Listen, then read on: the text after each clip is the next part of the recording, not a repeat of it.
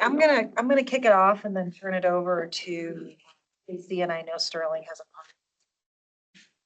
so just continuing the theme from this morning, we would like this afternoon to be a discussion and a dialogue and to get some real feedback from council on some things that we see and that we'd like to bring back to council. We wanted to get some direction from you in this retreat. So we don't have a million slides for this, and I know some of you are probably very happy about that. It was just an opportunity to provide some input on things that you see from where you're sitting. We're all here. Shannon and Kevin have joined us as well.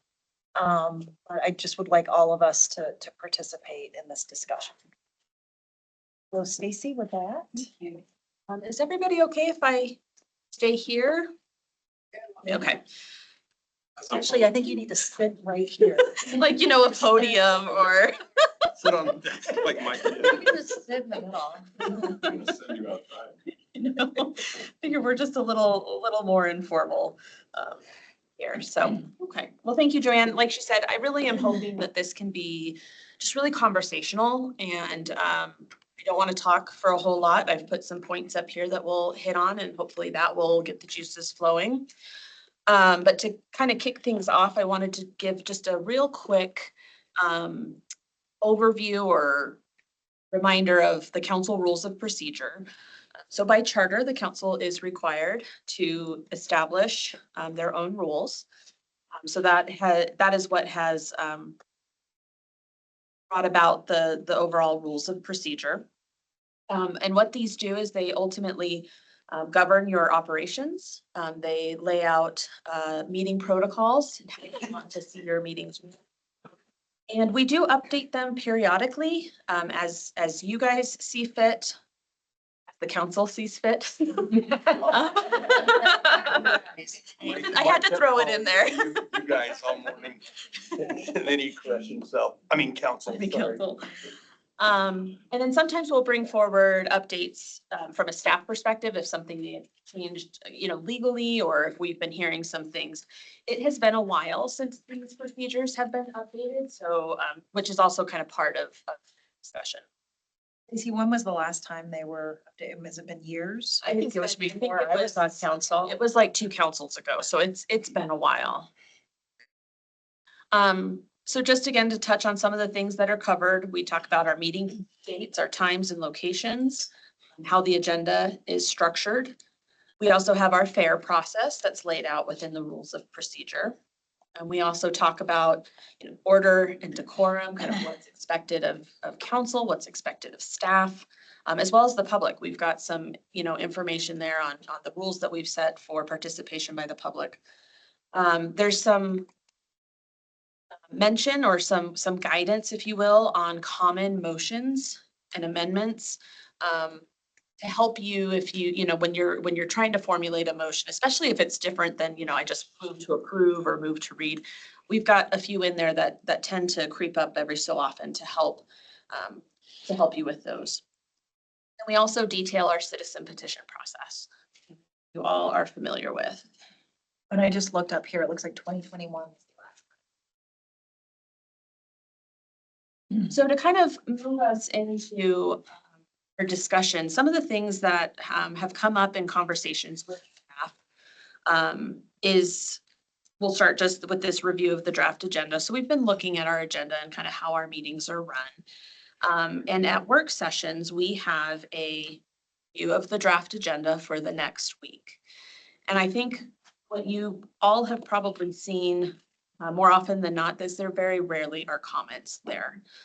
It's really just a quick, almost procedural administrative pass through. And what we're finding is that if you've got questions about the agenda, you're generally reaching out to Joanne or Kevin or Shannon to kind of field those questions. And so they're really not coming up within the context of that meeting. And so one of the ideas that we had is perhaps maybe eliminating that section of the work session agenda.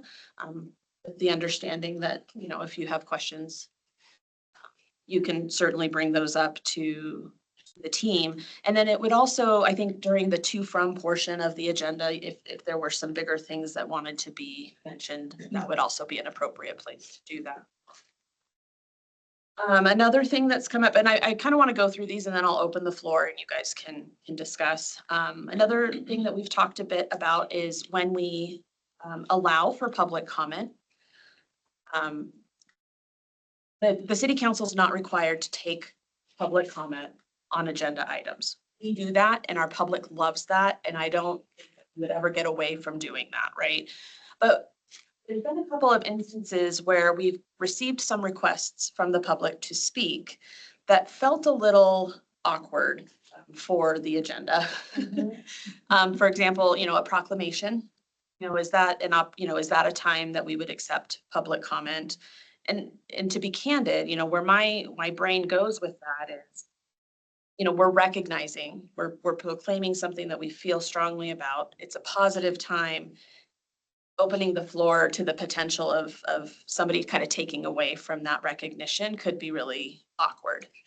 So considering taking public comment options out of that area of the agenda, as well as the to from section of the agenda. That has not come up before, but again, looking to the future, kind of seeing what the potential could be if there is an item. Where rules are set up now, we would allow that comment to. Casey, can you explain that a little bit? Yeah, we can just jump in on that real quick. I think, and if you still have the question afterwards, we can elaborate even more, but first of all, public comment and call to the public are two different things. Call to the public is about anything not on the agenda. Public comment is just items on the agenda. But because the way the rules of procedure read, any item on the agenda, proclamation would be something that somebody can fill out the card right now, and we have had that. Technically, if Councilmember Garcia were to say something during to from, and you were the second one the mayor called on, and somebody, out in the audience wanted to fill out a comment card and come up and comment on what you shared during to from, they could do that. Unless it's clear in the rules of procedure that, hey, we're not going to get into that sort of thing. That's why this is coming up here. Hopefully that answers your question. Yes, I was just, when you were saying it was on the agenda, well, to from is on the agenda, but not what we're going to talk about. So then that's not on the agenda. Never know what's going to come up during to from. So, but if somebody was sitting there, technically they could right now fill out a comment card and comment on whatever you said during to from, which is odd. Yes. I haven't seen it happen, but again, Unfortunately, yeah. yeah. Sometimes you just don't know until you know, and just kind of thinking proactively.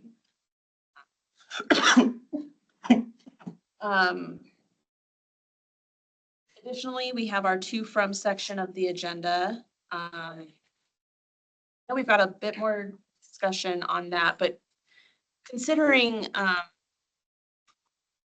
what we feel or what you feel is appropriate to be shared during that time, really trying to maybe define a little bit better, here's the things that we would like to hear during that part of the agenda, right? That to from section also includes requesting fair items, which again, this is really just to garner conversation, but just some things that have come up in how we want to approach what you as council members want to hear as part of that to from section of the agenda. And I think there could be some benefit depending on what that feedback is to kind of defining that in our rules to provide some guidance. I think particularly for new council members that might be coming in, that helps them to maybe better understand what that portion is. Stacy, just to clarify, we don't have in the rules of procedure right now. Like we put it into.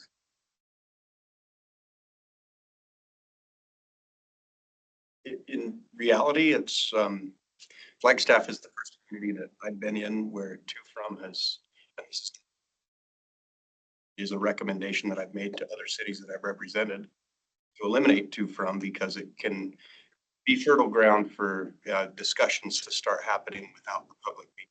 So for that reason,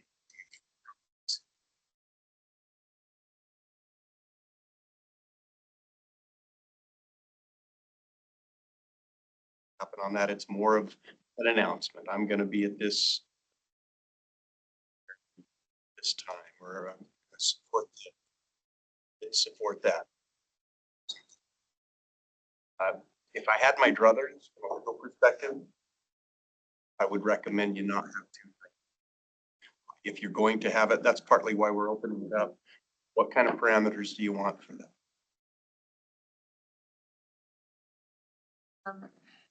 Also thought that this was a great time to talk a little bit about a recent fair request that came from Councilmember Aslan about public commenters and everything.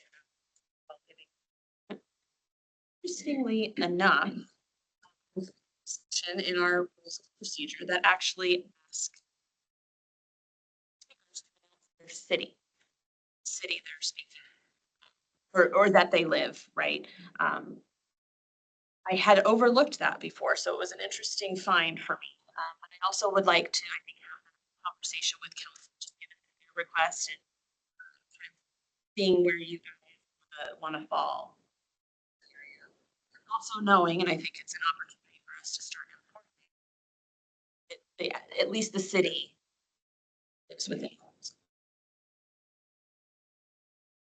thing I have on here is legislative activity. We're gonna talk about media requests a little bit later, so we'll pull that off of there. We've got some things set out in our rules of procedure that talk about our legislative activity. We approach meetings with institutions, doing trips and those sorts of things. Kind of getting back to some of that specificity a little bit more. What that might look like. You know, we often find ourselves in a position where we'll get a request to meet with the mayor, right? And we've scheduled that meeting. And then it kind of comes back that, oh, well, why weren't we included in that same meeting? And so it's, I'm not explaining this right, please jump in. It's been hard for staff to, because right now the way the rules of procedure are listed, council, those sorts of things, but we haven't necessarily enforced that when somebody reaches out to you directly and says, I'd like to have a meeting with you. You see something very different than, you know, I'd just like to come to the city of Flagstaff and talk with some folks. And in that case, we've all in place to address that. And again, this isn't necessarily to suggest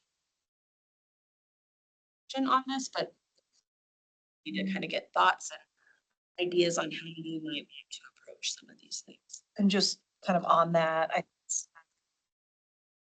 we then get asked. I get that, so I think just discussions. Is we don't always, staff doesn't always know, right?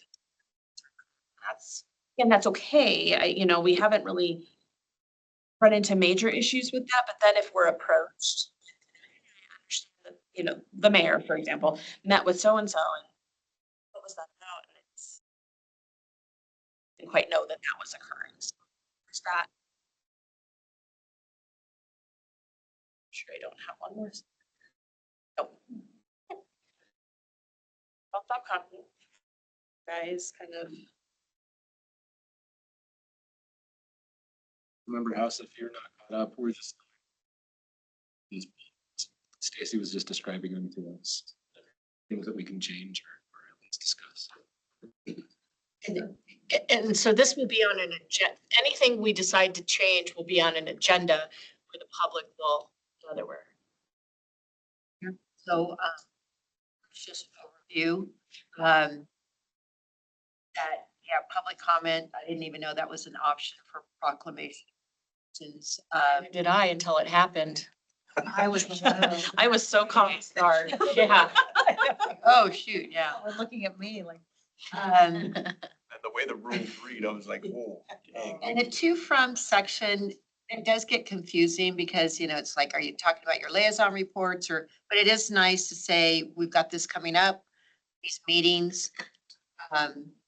Maybe tightening it up a little bit just to keep it relevant to our role as a city councilman. You know, I'm a daily citizen of the year luncheon. That's, you know, to let the public know, one, that event's coming on and that we're going to.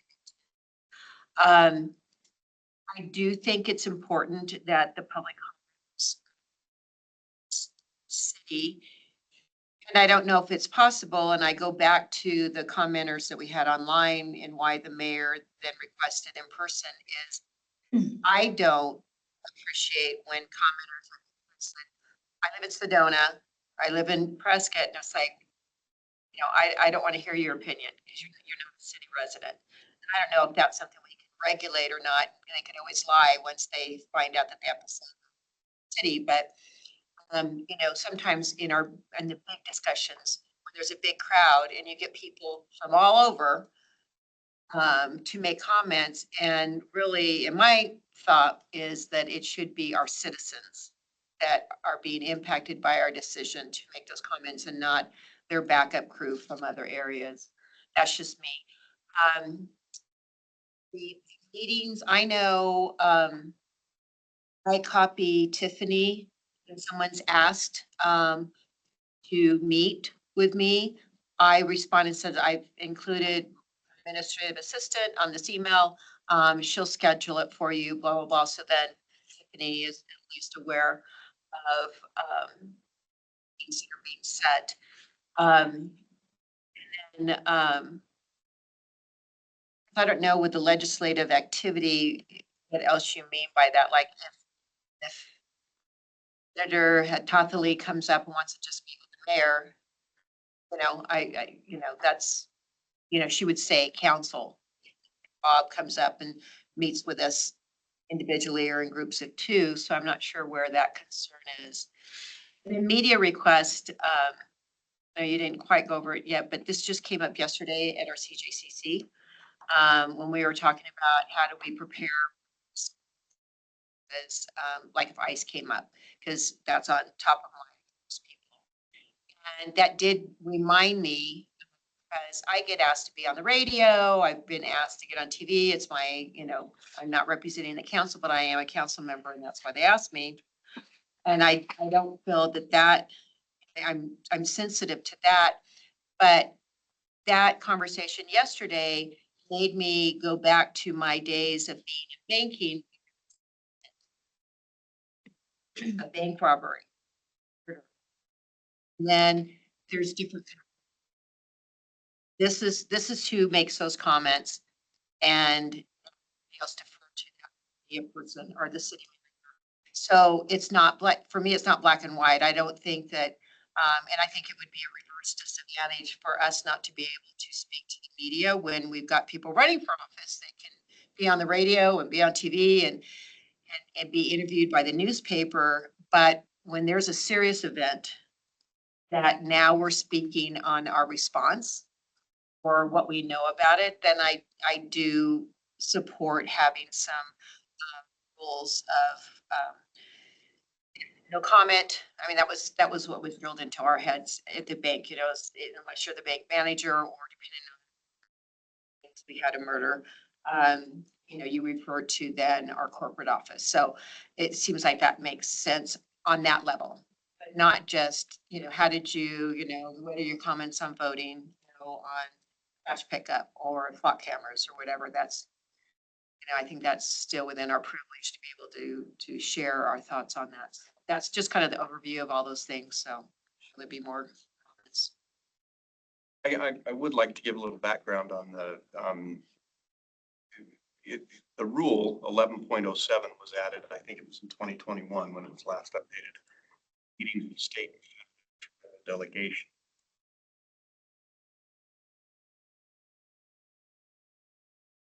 Situation. Council member, a lobbying trip was visiting, you know, parts of the Arizona delegation in DC. Basically, We were referring to that earlier today. yeah. And, as a result, that's where the rule came from, and it's kind of the same rotation that you use for board commission appointment. Not the same, but same concept. And result, it goes through a rotation like that, but it can get a little wonky sometimes because one council member may have a relationship with a, you know, a specific member of federal delegation, state delegation. So that clarification that we're looking for here today. It's really this is on, so. And the specific language is at least 2 members of council must be in attendance at any meetings with state where any city, state, federal, or tribal business is discussed. And it kind of goes into the lobby. So is there a difference between lobbying and just having a discussion? Feel that there is a difference. Lobbying is usually very strict. And messaging, those are those in terms of who attends.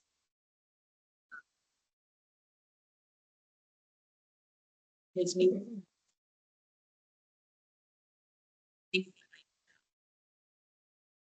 Yes, council maybe hasn't yet or made some decisions on.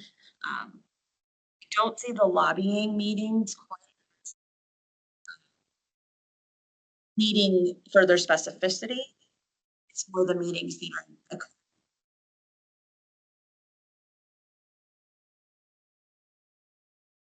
The reason I say that is try as staff really hard to make sure that every member of council has all the same information that a single member or maybe 2 of them have. And so, when things start to come forward, having a presentation and oh, I had a chat with so-and-so and suddenly staff is like, council's like, oh, to share. And again, it's not always a negative thing. It's just more of an awareness and feeling like everybody has an opportunity to have collectively as you head into those workshops. It's not our. To me, she reached out to the mayor for a meeting and be discussing.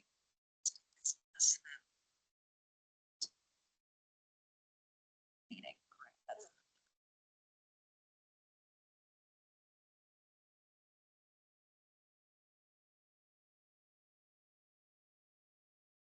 Question about that was, do you need clarification on who attends as well, or is it just the person's council member or mayor discretion? And the reason I ask that is because if it happened in this council, in future, neighbors orbits type of deal, then nobody else would get in. Being specifically. Now, to add another element that of consideration is sometimes we'll have folks reach out to us and they'd like to meet with the mayor about a Ryota flag. And so we're now in a position of looking at, okay, who else should we be inviting to this meeting to adhere to our rules? And there's kind of this idea of, well, who's got the background and the history and the knowledge on that? Or maybe who has a relationship with this particular person that's coming to meet with us, and does that play into our advantage, right? So sometimes that can also get a little bit sticky in that, you may have a really good relationship with someone and they're requesting a meeting with the mayor. It might make a really good impression to kind of bring those perspectives. So that's just another area where it's gotten really difficult for staff because we're put in a position of kind of having to decide who comes in. I have 2 questions on that. So like a recent example is with Dawn about the noise. So she's reached out and requested to meet with various of us, and those of us, I'm assuming, have met with her individually. For the DBA, they're talking to Miranda, or the mayor sometimes about something. Like, oh, I can't meet with you until, the mayor's free or. Those are different, state, federal, or Well, okay. So then. this rule applies to state. The state. So then my second question is, and the recent example is the light at 66. Senator Rogers got to me if I even. I was like, I have no idea. It's an ADOT road. Da, da, da. She met with ADOT and then she came back and said, I talked to them and I think you called and said, ADOT contacted the city and said, we're gonna give you the money and stuff. And because of that conversation, and then of course, when we met officially about it, it was you and our engineers and Lee and myself and stuff, but that was, she didn't want to come up and officially meet. It was really more, it's her allocation of money, but she had a personal component to it too. It's her constituents in that area, but to myself, if Wendy called and said, what do you think about this? I can't tell you. In that situation, meeting would have been, We were on site. But that's how, to get to that point is my point. Yeah. And I see that example as, she reached out to you and all polling, right? And then it's gonna start to leave staff. And I think again, is I kept deflecting it to ADOT because I'm like, it's an ADOT. Information to get. And then and I think that that's actually a good, do it. I mean, she had reached out to you to just, how do I get this process going? And I'm gonna, it's appropriate. I think, to that, and I think there was a detox meeting, I think, too, right? That was right around the same time. Detox meeting. But that was with the county attorney. I mean, that's the invites on that. Yeah. Mayor, should we have? Now, I need to kind of hand it off. So telling him like, you can't. Mayor, I think Councilmember House had her hand up. Please. This is a really great conversation. I think just based on relationship that I have with like some, or particularly when it comes to like housing or homelessness services, or any of those things, it's always been kind of normal, I guess, philosophy or just practice. When reaches out to me, I answer the question, but then I also will follow up with an email right after that. To Mayor and usually probably a city attorney, in case there's any sort of like challenges in that conversation, or just like we make sure that what I said was okay. To invite the mayor and city leadership in, and just to make sure that doing it can get challenging.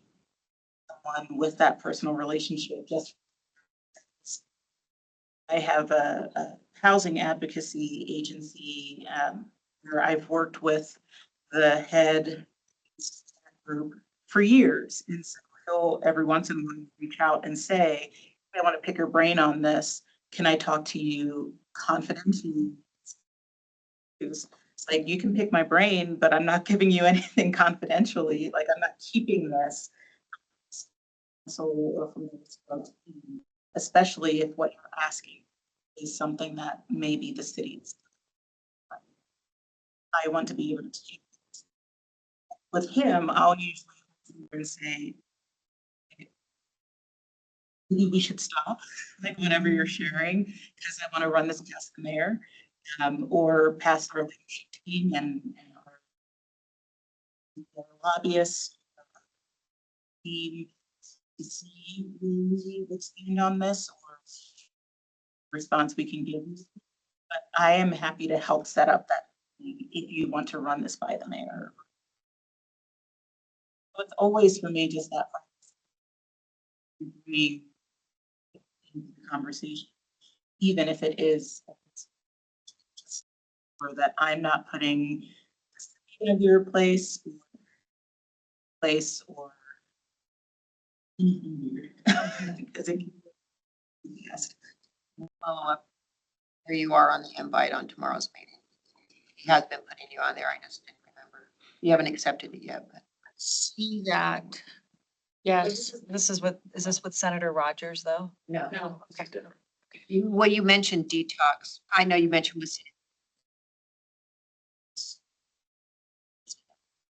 Salmon.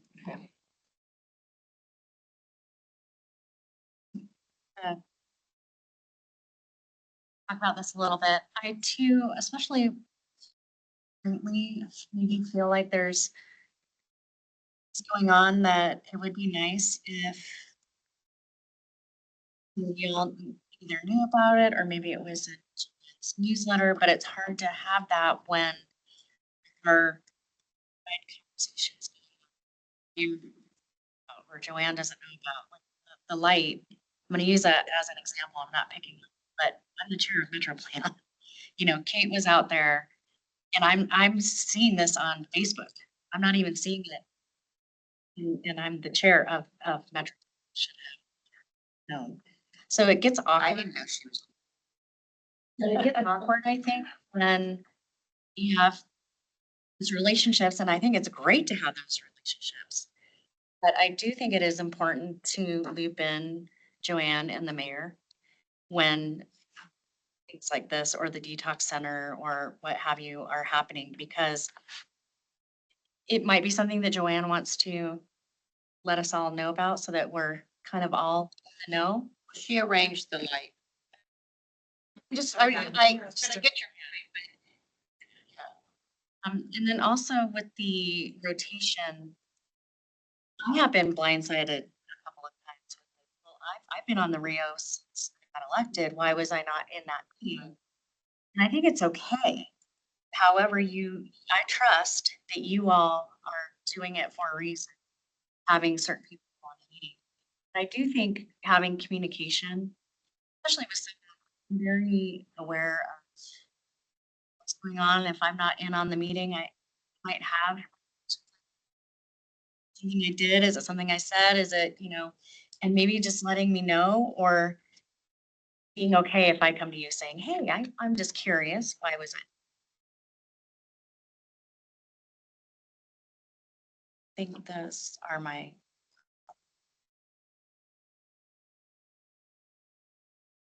We just piggyback on what she said. Um, so, and I think I asked you this question. Meetings that we have on, their official title. Yeah. I mean, I understand the rotation and stuff, but it's hard to have a conversation and things that we committed to doing and looking into. And then follow up, and then you're not in that meeting, who's in that meeting, they don't know what was said the last time as we try to progress. So I don't know if there's a better way to do it, but it did make it feel awkward. Because we were going through those conversations and solutions and ideas and stuff, and then a brand new set of representatives are there and they're like, okay, do we have to, should we recap? And spend half the meeting talking about it. So that's just the way it has to be, but that has came to mind for me as well. That's part of the challenge that staff has had, because we've got kind of this rotation idea. But we also see that there's value in that continuity of information, prior meetings. So feeling like we're in a space of excluding other members, right? Especially as we have new council members come forward, and wanting to give them an opportunity to get up to speed. So we've tried really hard to try to put those folks together that have had some of that continuity. It's not perfect, but that's part of that challenge that we're faced with as well. I think one of the things,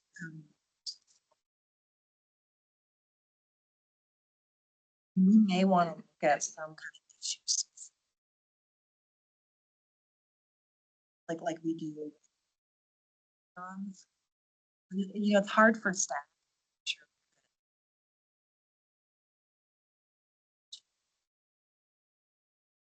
There may be a couple of things,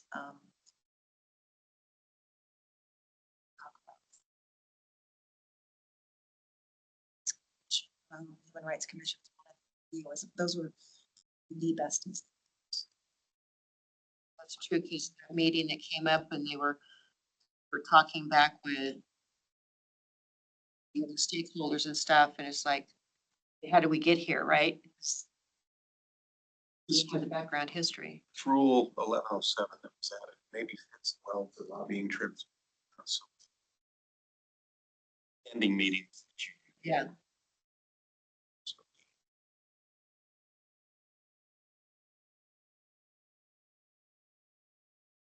That very end what is being discussed about. I'm part of this project, I should be part of all the meetings. You know, people hate it, there's a good chance that 4 years, you might not get reelected or maybe even mitigate. I think it is also important to keep in continuity with maybe the discussion that we do. That way we have experience.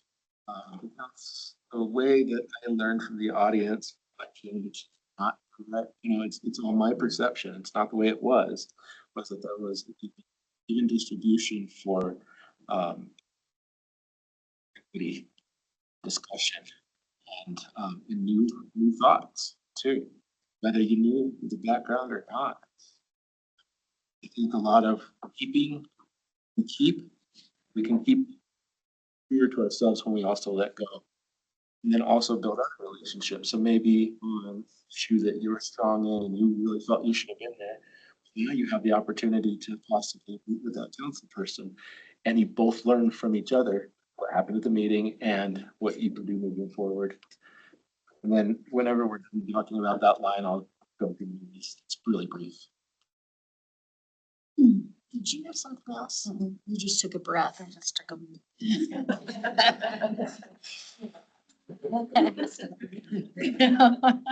Yeah, I think a lot of good points have been raised, and what I try to make sure and do is let city manager know about if it's a big meeting, if it's not just like a constituent wants to talk about an issue one time and it's not an ongoing thing. Because I find often staff is already looking at something, and that's helpful for me to know too, that staff's already working on something, because that can inform my thinking, my meeting, or my whatever. I think that this is a challenging piece of what we all do, because we have open meeting law and we have inclusion, and we have some really complex issues that some, like the Rio de Flag, has been going on for so long. So good discussion. Well, we knew it would be. Councilmember House and Vice Mayor. I just in the conversation that we've been having, going back to one of the challenges I think we face both because of just the natural nature of things, because of meeting laws, because of all these different things. And I remember that coming up in the morning too, about like, how do we establish and develop these relationships and talk with each other about things if we're also considering open meeting law. I just keep going back to the difference between intent and impact in like this sort of conversation that we're having. And looking at, and I was question 12 from the survey that we took, the council values collective success more than individual achievement. I feel like it's safe to assume that or at least I safely assume that our collective intent is the collective success of council. What the impact or the perception is that if we have that individual relationship and we're not bringing it to the rest of council for that conversation, then it looks as though we're trying to achieve individual success. So I'm wondering if maybe that's not like a valuable way to use the to from portion of meetings, or Um, we need to communicate with your and city manager, and maybe some of those conversations make their way into those weekly reports of, hey, I had this conversation. This is something that I want to bring before city council and inform. This is just like what I'm hearing from my contacts at the legislature or in this particular field. And then being able to share that out so that even though we're maintaining that personal relationship, we're also maintaining the relationship as council to be able to share that out. And that literally was exactly what I was going to say. I think that, you know, with the change in leadership, I have found that the communication is just much more open. So I feel like when something does come up, especially lately, the first thing I do is I email Joanne and the mayor. And sometimes if I know it's just something, I would like some direction on this because I want to myself get into the habit of making sure. I find that even with session that happened recently, I made sure that Joanne and Mayor knew it was happening. Because I don't know, maybe you've already been thinking about it. And I want to make sure that this is on my docket. And if there's something you can help enlighten me on, I want to know before I go in. So I would like direction, but I think for me, what has been working as of late is making sure that Joanne and the mayor on these bigger tickets.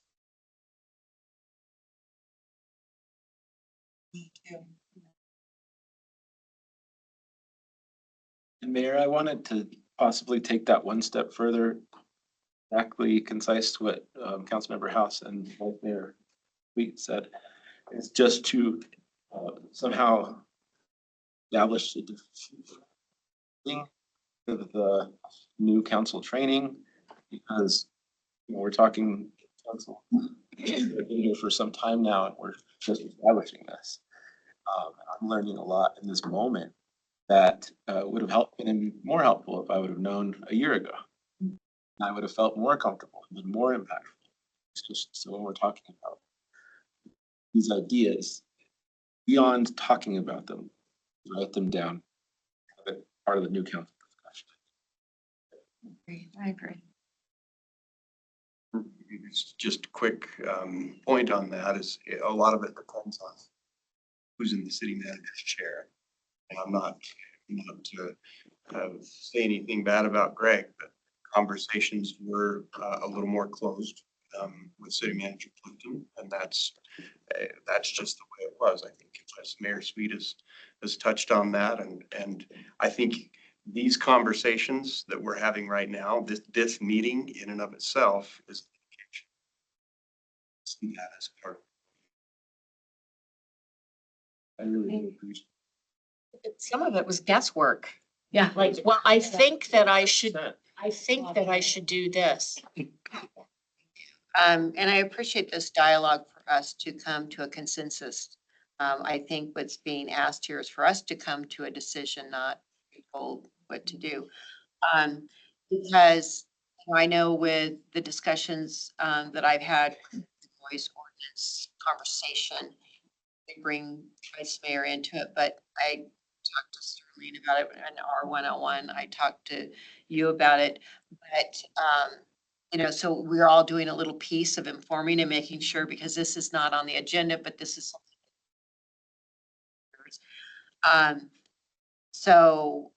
I look forward to us coming to a consensus on moving forward when we have these, and we're all, you know, I like what Councilmember House, you know, does as a follow-up and kind of a recap of this is what I said. FYI, I know my inbox gets overwhelmed. So maybe if we agree that we're gonna tag mayor on everything, put something in the subject line, so when she's filtering through her 150 emails in the morning, she knows, oh, I better at least check this out.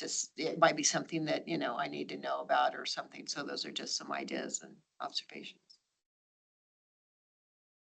I really, probably all of us have told you this, but I really like your weekly Yes. recap Mhm. because I don't always need to know a ton of detail about something, but I like knowing, okay, there's a conversation going on Yes. about this. Just know all of those items are things that one of you have either asked me about or, so I'm just trying to give you all the same Let's take the information. guess. We talking about that? Remember, did you want to discuss these to, so that way when they come back in front of us? Okay, so, We kind of focused on one, but yeah. yeah, so review of the draft agenda, yeah, that's fine, you can take that off for me, from my perspective personally. Public comment, proclamation, I believe that in the era of transparency, the public has the opportunity to come back to the next meeting if they needed to speak to those topics and their public participation, because that's what it's for. So this makes complete sense to nix those. To from, I would definitely, I'm sorry, Sterling. No. But I wouldn't be here right now if it wasn't for to from, literally. Like that was, you don't have any other way to communicate or understand what's going on at a council meeting and you know nothing. Those are the options to figure out where to go and what to do and how to do it. Are you saying as a council member or as an audience member? Wait, no, He's talking about public participation. the to from, so Oh, you're talking about open call to the public or are you talking to or from. to from? Public comment. To from. So because of what I've heard from to from when I was a public participant, zero knowledge of anything, I would get involved with things because Okay. to from, and if it wasn't there, much guarantee I wouldn't be sitting here. So it's important to me, important to everybody else. It doesn't, Member House made a good point about that too, that I think is important. It's how we notify the rest of the group. Yeah, that is good too. The public comment. Well, back in the day, everybody said their whole entire address. That was pretty awkward. Yeah.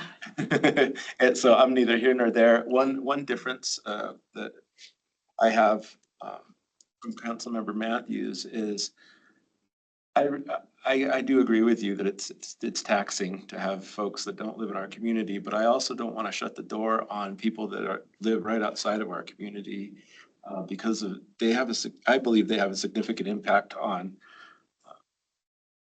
what they buy here, how they shop here, where they work here. I mean, some people do everything here besides to live. And I believe that their opinion, to me at least, is important as well. I know it can get a little crazy.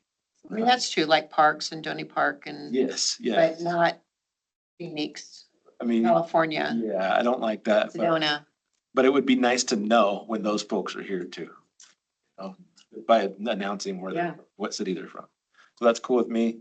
And that's it, because the last one, I think we discussed enough. Mayor, if I might, I will mention, and Councilmember Aslan, without going into a whole lot of detail, there are some issues with people stating their address, requiring people to state their address. So the fallback of, staying where you're from, a reason to fall back. Legal perspective, when you brought that up, if it went anywhere, I did plan on an executive session. Without going into any detail here, there could be some privacy concerns. And the intent is not to intimidate, suppress. I knew that for sure. But it's to ascertain the relevancy of. Accountability. I don't know that needs to come back in terms of an agenda item. This conversation is. One of the, That's really what it is today. And if council's comfortable with direction now, we would be happy to incorporate that in the changes that come forward with our rules. and it's already in. It is, the city is already in the rules of procedure. And so it just is more of an enforcement. Culturally, I think the important thing, honestly, it's kind of falls on the mayor to establish the precedent. Say where you're from before you speak. In the same way that you announce that, we may go into an executive session or. The comment card drives that out too. Say what's on the comment card. That's that. You also tell people, no laughing, no clapping, please. We want everyone to feel safe and respected here. And so keep your, very yourself. This is your prerogative, as mayor, some of these commission things are your decision, you preside over the meeting, and so you sort of set the tone. Just asking everyone to state where they're from seems logical to me. If that's something that it's up to you. It's up to the mayor. Yeah, well, and it doesn't really matter to me, so if it matters to council members, certainly not the address. Cause I always thought like, I never liked saying my address, but the city that they're from, I don't think it's only been a problem at a couple of meetings. I don't think it's a big, issue, like those online commenters. I mean, that was like, we gotta make a change so that doesn't happen again. We did. Yes. So I think the dynamic exists beyond prime examples. So I just want to push on that a little bit and say, I think it's relevant for us to know who's a city resident and who isn't anytime a public speaker comes up. And it's not just to save us from crazy, weird, scenarios that come up once every, 2 years. I just add to what Austin just said. We have said it on the dais many times that, the crowd and the audience, sways, oh, community wants this, right? It's good to know that 3/4 of the community sitting out there, the audience is not from here. So they're not really the voice of the community. They're the voice of a group, a special interest group maybe, but not the community as a whole. And so it's important to know who those people are, that they are residents. Can't avoid it like the NAU class experiment that came to talk about flock cameras because their instructor told them all to come and they probably got bonus points on their grades. But they live here, so that was unavoidable. But I think and it doesn't happen often, but I think it's important for us to be of mind to know, okay, these people came up from a different area just to support their group, which changes the dynamics of the impact. anyone who feels strongly the opposite way. And so would we ask them to get specific into like Donny Park? I'm from Donny Park, or I'm from Flagstaff, or I'm from Parks, I'm from Flagstaff. The city or the town, Cause I think Gina. people who live in Donny Park would think Flagstaff, right? They wouldn't necessarily think to say, Can't police say anyway. Yeah. And ask them to Just ask him to say this.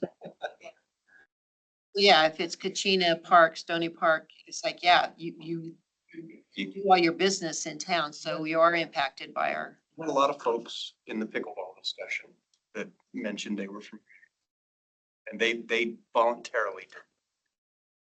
There's nothing wrong with putting in your environment, the city that you're from, city or town. I was just gonna, maybe we can say city and the county, because people that live outside the city might still feel like they live in a Flagstaff. that's what I'm saying, is that But I don't know. They're impacted by Ferguson. But I think the importance of what we want here is to know if you're from the city or county. Well, I mean,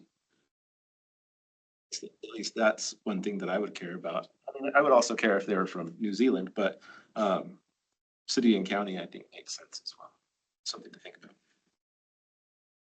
I like that we would get in the habit culturally of asking. We can't expect have to take their answer at face value. Not like, Well, we see it in the wildfire discussions, that's what I think about. See a strip of folks that are from the county, which is fine. I want to hear from them. I really do. They don't ever say they're from the county. I don't have a problem asking. Yes, In my understanding, like our goal here is just, we're saying that we're gonna ask a question, not that somebody wouldn't be able to speak, just because it's not like they're gonna come up and say, I live in Camino County. Okay. That's not right. In the course of the meeting. It's Well, just maybe it helping will. to- You Depends never on know. how you feel. Depends on how she feels that. Yeah. that's where you live. It's just basically a level to which Yeah. we approach what they say with a grain of salt. Right. Sure. Tell us your name and the city you're from. Not And originally your favorite where guy. you live right now. Your favorite. I don't need to know your whole background.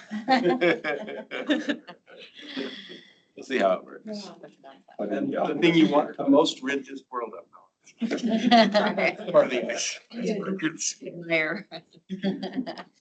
I agree that we could get rid of the draft agenda. I feel weird about having things on the agenda where don't ever have questions about it, because to me, it feels like maybe the public thinks that we don't care or we're not paying attention, and it's that if we had questions, we asked about it, or it's just an agenda and we're not. So I agree with taking that off. And it's also sent out the week before, so council and the public can come back and say, Proclamations, I would prefer that people not interrupt the proclamation flow, because we do usually have a group or someone there that we're recognizing, and it just feels awkward to have someone else make a statement. To from section of the agenda. I think, like, I like to hear what events people have been to or what events people are going to go to. I like hearing from city management, like, just so you know, we're going to have a conversation about whatever. I think much beyond that, like, I don't know that it's where we should be hearing, and maybe I'm not going to say it correctly, but where we should be hearing new information, something that beyond something that we've attended or something we're going to attend. I don't know. Is that clear? Does that make sense? One question about that. So Yeah. that, I agree with what you're saying. I think that, because there's been times where I'm like, oh, it's Thursday, like, oh my gosh, thank you for reminding me on the two front, because that's different than liaison reports. But on the flip side of that, like the detox center, to let the whole council know, I've been attending these meetings with county attorneys, so if they have questions or, get involved or whatever, that's a time. 'Cause if not, then you're like, don't reply all. We don't always follow that, right? So it's simpler just to announce it. This is something I've been in discussions with, or we're having this conversation. So unless we have a different way to approach that.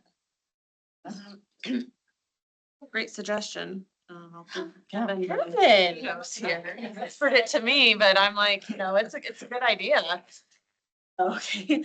No, I think the idea of to from, when I hear it, I think lead to discussion. It's to from, it can maybe suggest discussion. I think that's what Sterling's trying to avoid, although he stepped out. But maybe just changing to from to council announcements and updates, which is a little more clear on what it sounds like council is expecting in that section. It's announcements of what we're doing following week and updates on maybe some meetings we've had past week. Just less confusion on what to from actually is. I like that. well, I have a different perspective. Might as well speak up. The to from has evolved since I started on council. And it has become a forum for announcements, which I don't, probably noticed, I don't really participate in that. I don't think it's efficient. I don't know what more than 2 people are listening to all that. And sometimes it takes 15 minutes for us to make announcements. I don't think anyone's listening. So that's just my personal perspective. It's not strong enough to make me go, we should get rid of announcements. As a small aside, liaison reports should be about missions and things that we're doing in our official capacity as liaisons for council. Those often get confabulated with announcements and telling us what you did last week and what you're up to next week. I find that inefficient.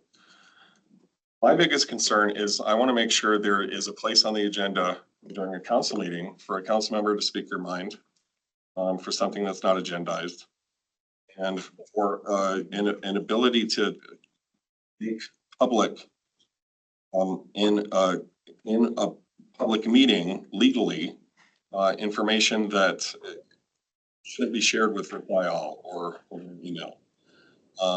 There's a lot of conversation that we can't have because of open public Meeting law. open meeting law. And I understand that too from, the intent is like, okay, well, we're not getting into a conversation about this. But that one way, here's where I'm coming from, here's my statement. Here's what I've got on the horizon. Not in terms of I'm going to, lunch at Little America next week, but here's some big things on my agenda that I want to let you all know about that are important to me and that are going to be a part of the discourse moving forward. That opportunity for a general heads up that can't be done in any other way except between 2 or at most 3 council members. There are things that we need a space to be able to say something to the whole council without having to agendize it. And that's what I want to preserve. Sorry, I missed part of that, but that is I'm just going to be candid. That's a bit of a concern because it's behind the sunshine laws, or the open meeting laws, so that members of the public can be there when those kinds of statements are going to be made. Well, and they can be. I don't understand that. Well, if it's posted on an agenda as an item, then they know that statements about that item are going to be made. But if it's during to from a legal perspective, stating a position about pickleball, for example, and here's what all of my arguments are, laying all that out in a statement during to from, there may have been a lot of people, if you're for pickleball, who are against it, that didn't get an opportunity to be there for that. Well, granted, they could show up at call to the public for the next meeting. But that's the purpose of seeing one item for a discussion on it. So when else does a council member have an opportunity to? When the item is posted. If it's a major item of importance that the council is going to be considering down the road, that item will be on the agenda, and that'll be the time for the discussion of that or a statement of it. Which I'm glad you brought this up because it's one of the concerns, and I appreciate you indicating you wouldn't even be on the council if it wasn't for from Councilmember Garcia, but it's one of my concerns with from because get into back and forth, not just between members of the public and council, but council and council in back-to-back weeks, making statements. I have seen that in communities, and that's why I don't recommend it, but that's just a concern that I have with it from OML perspective. So in the absence of that, what ends up happening is a candidate's going to pontificate somewhere in line. Or during the item when it's posted, when it's on the agenda. Yeah, but an item, topic isn't always posted. It's very, very clunky and wonky. Well, You have to say, I can't talk about this until it's agendized a month and a half from now. That technically is the purpose of the sunshine laws. Public knows when it will be discussed. And I'm not But gonna, it's happening in the open. During the public meeting is when you're saying something that everyone's hearing it. It's on the record, it's public, not happening behind closed doors. I get that, but it's not at a time when the public knew it was going to be discussed. And I use that term loosely because this, We're not even gonna have public commenters during to from anyway. So. no, that's what I'm saying is, the public comments wouldn't be coming because they didn't know to show up that night to say anything about it. Pickleball, for example, again, if you were in favor of it and there were several against it, and I'm sorry, Councilmember Spence, I know you've had your hand up for a while, but unless it's posted, they don't know to be there to listen to a statement that you may say in favor of it. And any points that you may outline in favor. Sorry. It's public record and it's something they can review. Not a closed door conversation. Councilmember Spence. I think this discussion is morphing into our fair process. I mean, if you have an item that you feel strongly about, you propose it as a fair, either gets enough thumbs up or it doesn't to come to a full discussion. So it seems to me like we're talking about fair items. I don't know. Well, it could be a future agenda item request, and that's another topic for discussion that we're gonna get into on the next slide. Because technically there's a process for that too, outside of what has been set up as the fair monstrosity that I'm gonna call it. But that said, to from could be about something that everybody knows. The noise ordinance you brought up as an example. If somebody on council here wanted to outline all of their points in a statement in to from that lasts 30 minutes long, those that may have wanted to comment on that or listen to that from a public perspective wouldn't know that that's when you were going to do it. If it's posted, however, under a properly posted agenda, it's an item on there, then they would know to show up to offer their comments to council and to listen to council's discussion on it. Because there wouldn't be any discussion during to from, it's just, here's my statement. Councilmember Matthews. Mayor, you know, this, I think is a good example of why we're having this discussion now and to kind of hone in on what could be to, shouldn't. And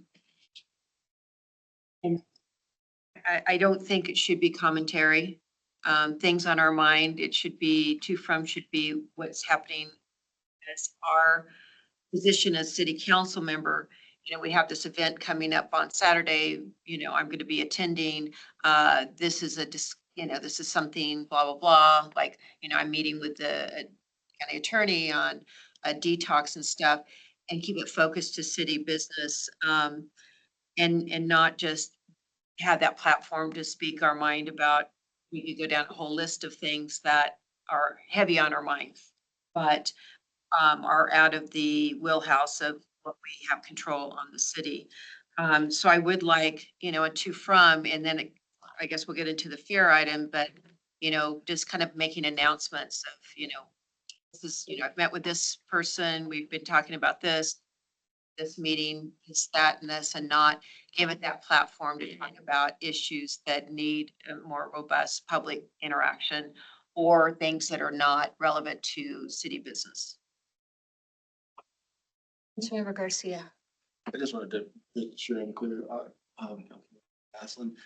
Is it, to speak to things that are of more expedience? I think of, the only thing I can think of top of mind, be like, let's say ICE was in Flagstaff today and tonight, a public meeting for us to make some sort of statement to let the public know answer what they can do to help themselves. Trying to put into, to from, what statement types are you talking about?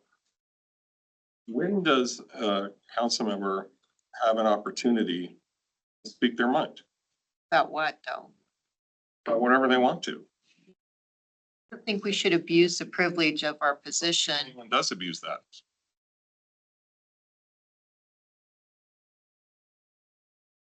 About whatever you want. If it's city business that is going to come forward for the council to discuss and potentially make a decision on, technically the way the AG handbook and open meeting law interprets that is it needs to be posted on an agenda. And the public needs to have an opportunity to be there to hear that or to tune in technologically as they can now. And that's when the council member would have an opportunity to speak their mind. I know that. Well, I could resort to asking to have a topic agendized so I can speak on it Yeah. for the next week. That's fine. But also there's, what was the other? Because I'm glad you mentioned that, because what that would do is give the public notice and give your fellow council members notice so that they could respond. Yeah. That's the whole purpose of the sunshine laws. Vice Mayor, and did you have something? I mean, I guess I just kind of related, but I think one of my big concerns is the feeling that there's campaigning from the dais. And I guess I have a question for Sterling. What do we have in our rules of procedure related to that? It does mention that, they're checking. Yeah, over here.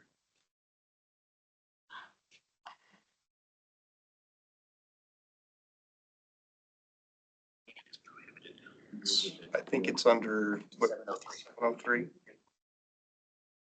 Yeah. Well, I knew, My website. Be sure to donate. I'm having an event, I'm having a campaign event next week. I mean, and I know that, political campaigning is prohibited. between those two things. Those are four words that can be interpreted very broadly or very narrowly. So that's, I understand your concern on that. Using it as a way to state your positions related to your candidacy. Yeah. I think that's the way I interpret it. Right. The problem is that we're also told that we can't do that as sitting elected officials in any other way. Sterling has told me for 7 years, stay off of Facebook in terms of making your opinions known. I'm being told I can't do that during a council meeting also. Well, and and I know this, again, this goes back to the wonkiness of it. Sometimes I know it's very, you need a little more, you know. when it comes to your personal Facebook page, obviously you have First Amendment rights. You can speak about whatever you want to speak about on your personal Facebook. Unless it could possibly be agendized or coming up on a council meeting. That's where I've given the caution, just be aware that if you're putting it out there, obviously other council members could be looking at that too. The way that you came on 8 years ago and social media has evolved a lot in the last 8 years. There has not been case law that has come down specifically saying council members can't do that. Honestly, to be candid with you, I thought there would be, but there hasn't. So technically, you still can do that. Is it best practice from my perspective? No, but ultimately that's your call as a council member. Yeah, this is a great discussion. In regards to the to from, I do believe that it should remain very almost like benign. Here's what I'm doing Saturday, here's what I'm doing Sunday. And I do disagree with Councilman Member Aslan. I do listen to that. And there have been things where the mayor will say she's going to something, oh my gosh, that's not on my calendar. And I put it on there. It helps me keep up to date on maybe something I've missed. So for me, it's important.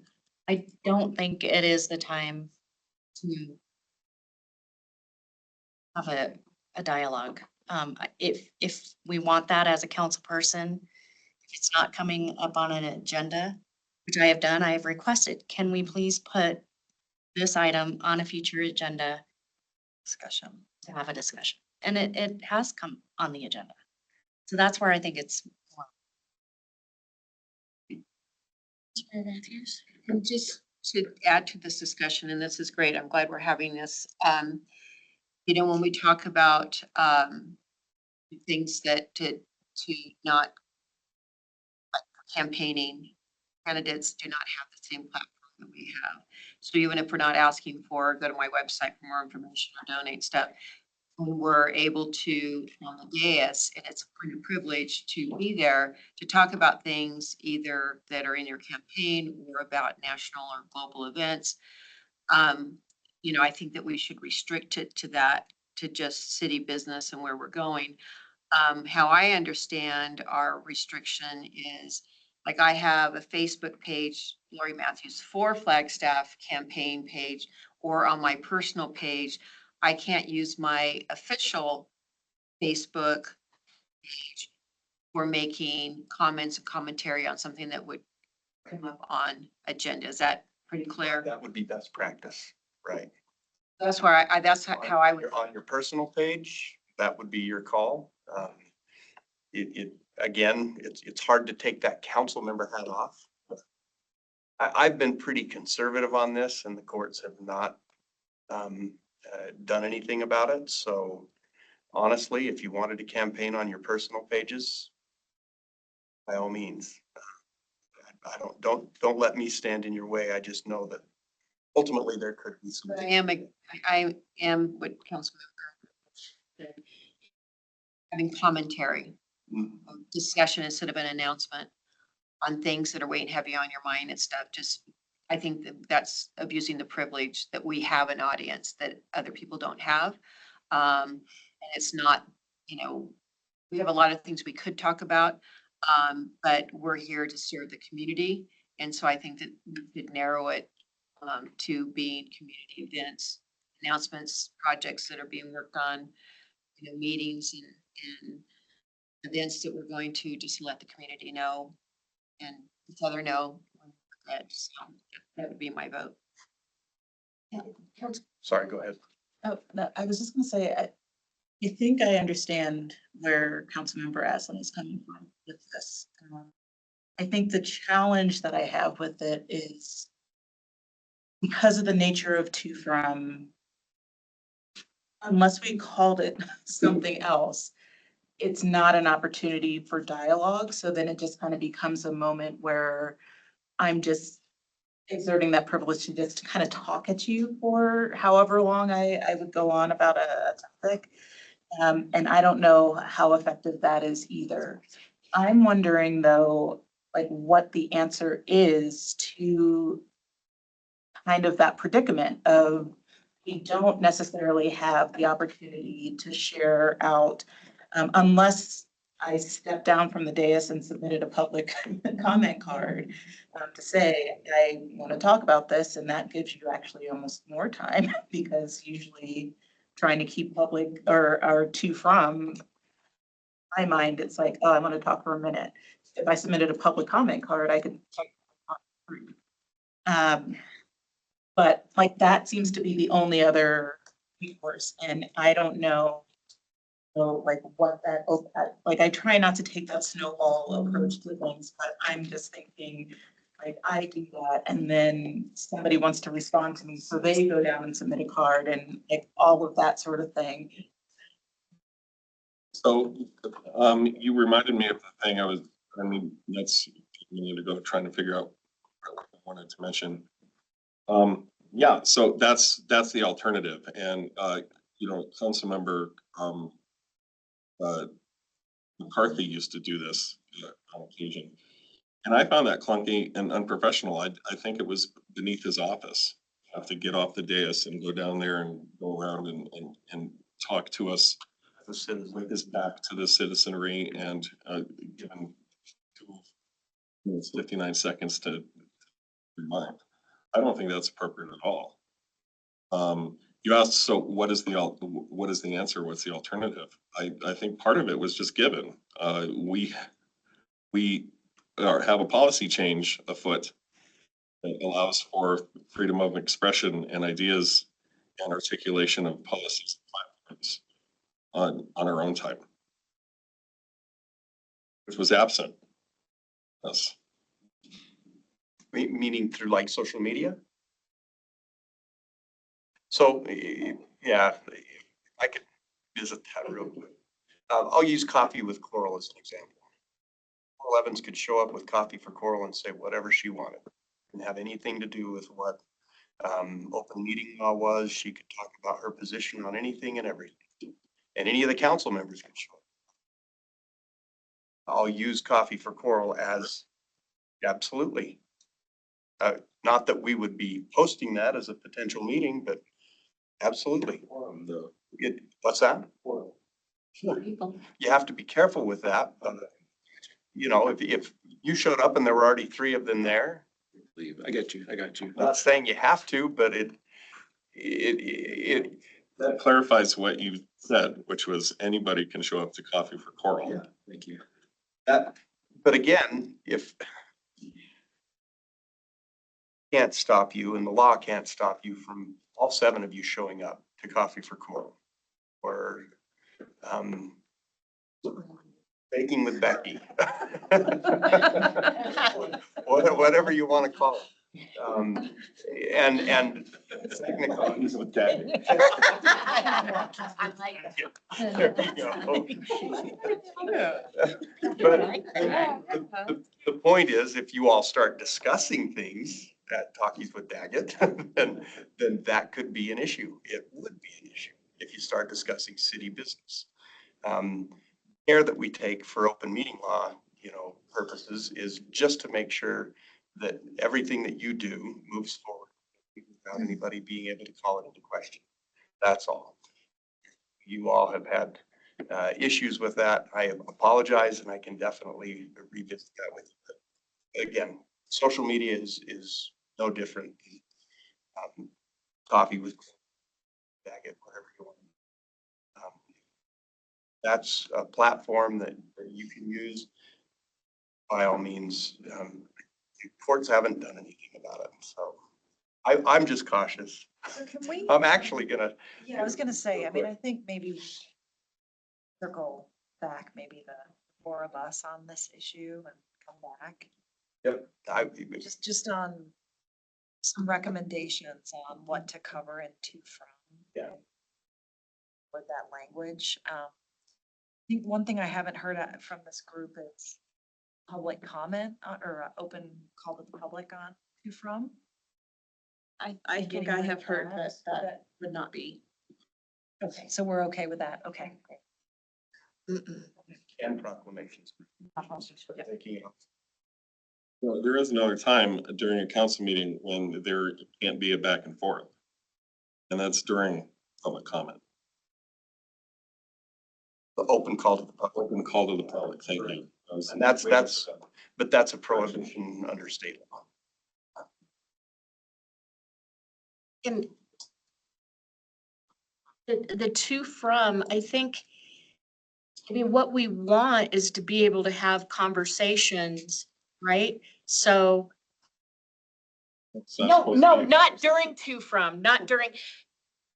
Council wants to have conversations about issues that impact the city.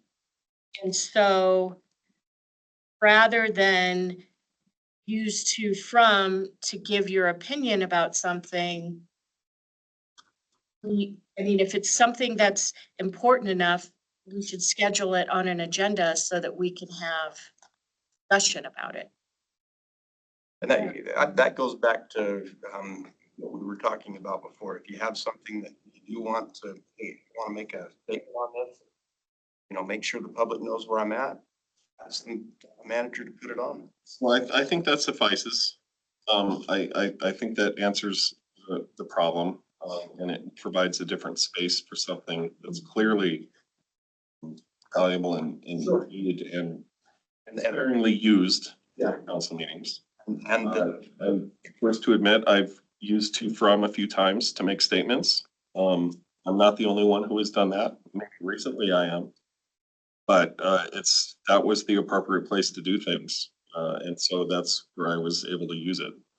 There's another appropriate space for that.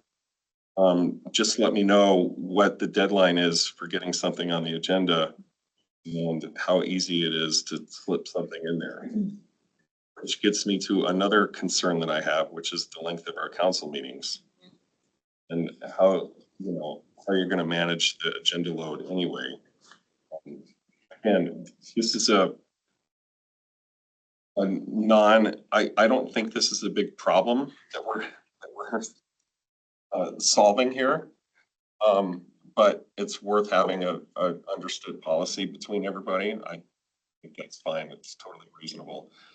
But I don't think it's a problem. I do think the length of council meetings is generally unacceptable. So if the solution to that is to just Joanne more agenda items, you turn a 5-minute statement into an entire hour-long conversation that involves public comment, and everybody going back and forth with each other, and the mayor having to try to, choose what order people are gonna talk in. But at least then we each have an opportunity Yeah, I agree. to just give our own rather than not being able to say anything. Isn't that a fair item? Well, and that's on our agenda for today, right? I don't want to be able to send Joanne, say, put this on the agenda next week and you guys see it and going, what? Yeah, I Right, don't- just because you have an opinion about something. Right. Yeah.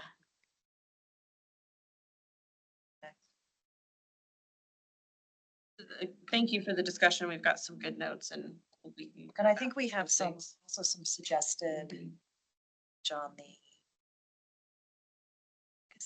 splitting that into 2 different sections.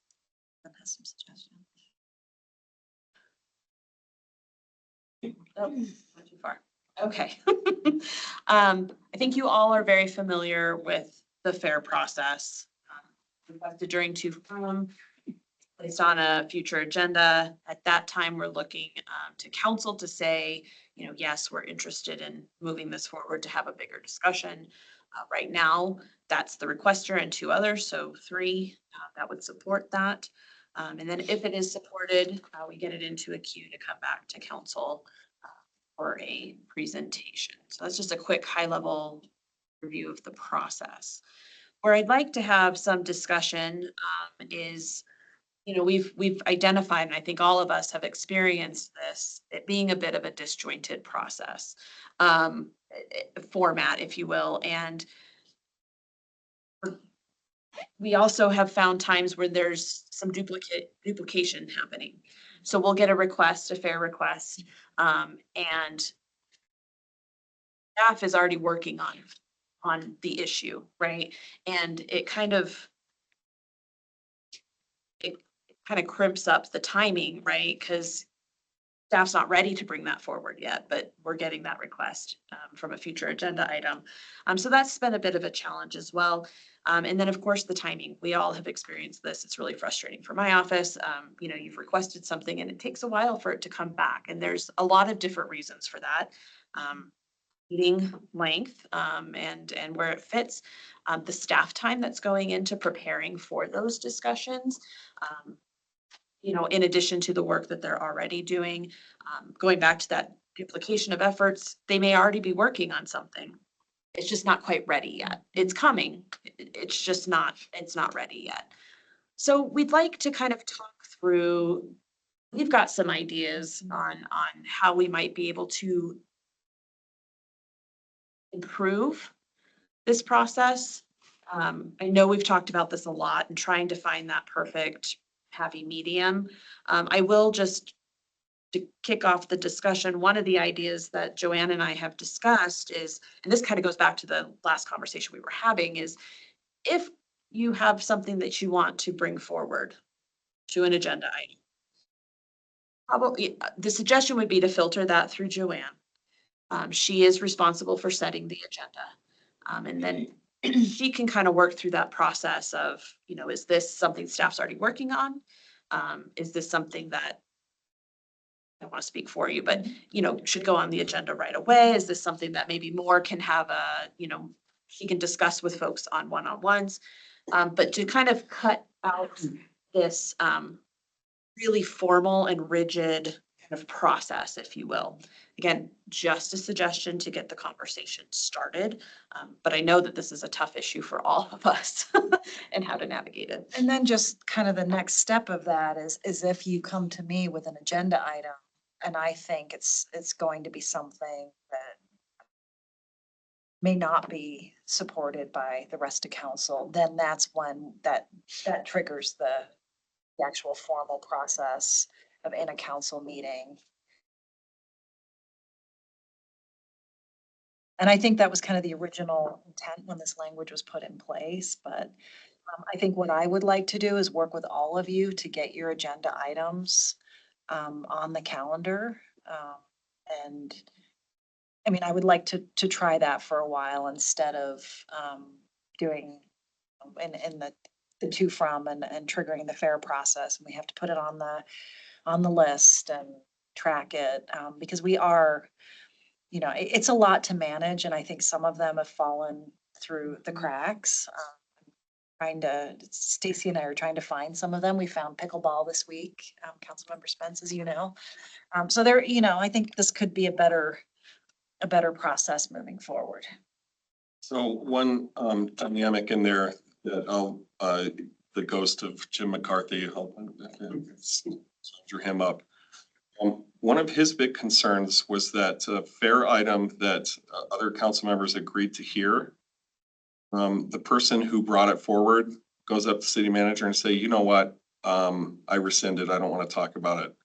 And then the other council members who were waiting for that discussion are not aware that it was pulled. And so there was a process, I think it's actually in place right now. For pulling an agenda item also needs the other people who voted in favor of it to agree to pull it. It's a part of mentioning that. And there's nothing that would say you asked for a fair. Two others supported it with three that we need right now. But let's say that didn't happen, that you just asked for an agenda item. She knew it wasn't really something that anybody opposed, put it on an agenda to come up. And then you came back and said, I don't want it. And other council members saw it come off, they could say, hey, I actually did want that. There wouldn't be anything that stopped her from doing that. And this goes back to the charter and the city code. It says the manager shall prepare the agenda. She's the one that controls the agenda. So that really is the process. It's a council member item to the manager. So that can be very informal, where you just go back to the other people who supported it and say, mind if this gets pulled? Absolutely. Doesn't have to happen with the Vote. No, that's a very, it's a system that was set up because there were some competing interests. Talked about ghosts of councils past here. That's where it came from. And I know you're going to be really surprised, but you all bring up almost the same things. And as a result, I've always said, hey, it'd be great if we just went to charter and code, which say the city manager, Which is the way it's worked in other organizations I've worked. everywhere I've been to. Councilmember Matthews and Councilmember Garcia. So, two of my fair items got dropped off because I hear later that I was working on it, but the lack of communication, because I took it for granted they were on there and going to get date. Well, one of them is still never has a date and the other one dropped off. That the communication to that person that put the fair item in to say, Lori, do you mind? We're working on this, but we're going to need, we plan to come in March. And is that going to fit with you? Because how I found out about the one, the decoupling of, the site plans, you know, a community member that, you know, I do a subgroup with that talks about housing was like, well, your fair items you guys have, you know, they're not effective because, you know, they didn't, you know, it's just gone. I'm like, what? It's gone. And I thought it was coming up. It was out of my mind because I just assumed it was coming when they were ready instead of just being taken off. So, if we can just, and I know that that wasn't intentional, but if it's something that the staff is gonna be working on, to say, and going through Joanne will help eliminate a lot of that, and I think that's a great idea. To say, you mind not presenting it yet because I think this is gonna address it. And that just kind of cleans up the working calendar would be fantastic, right? And to be completely honest, like that takes a lot of pressure off of me. I think there's this understanding or this idea that I control the agenda, I control all the items, and it's been really difficult too for me to kind of fit those where they fit, and it may not align with what Joanne's thinking or what staff's thinking. So that going through Joanne, I think for me personally would be very, very helpful. And then she can give direction. Stacy, this is gonna go on this date. Yeah. Good with that. And I'm sure you've all noticed, I am going through.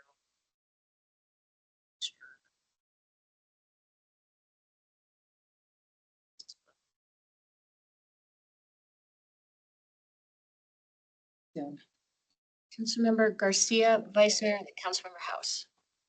I just wanted to add voice to the thing that I like most about the fair process, and that's the transparency for the community that we're going to lose in that, bring it this way, and I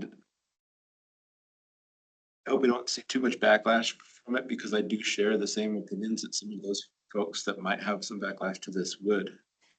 And that is just more things that are outside of the public eye. You know, you guys are talking to the city manager behind closed doors, and eventually, who knows what comes out of that? Who knows what comes out in front of us? It was nice to see that fair process happen when it got instated, in my opinion. And it's been a pleasure ever since to watch it develop. I apologize to staff for the onus it puts on you guys and the amount of work that it does. But I still would like to see it as. If I might on that, just. No, you, real go, quick. then I have an idea. Yeah, under the rules, it's 4.02, where it says the manager shall consider any request by a council member to include an item on the future agenda item request portion of the agenda. That could come by an email. It can come during to from, and that's the traditional way that it typically has come. It says may in the next sentence, but it could come from a conversation with Joanne after this meeting.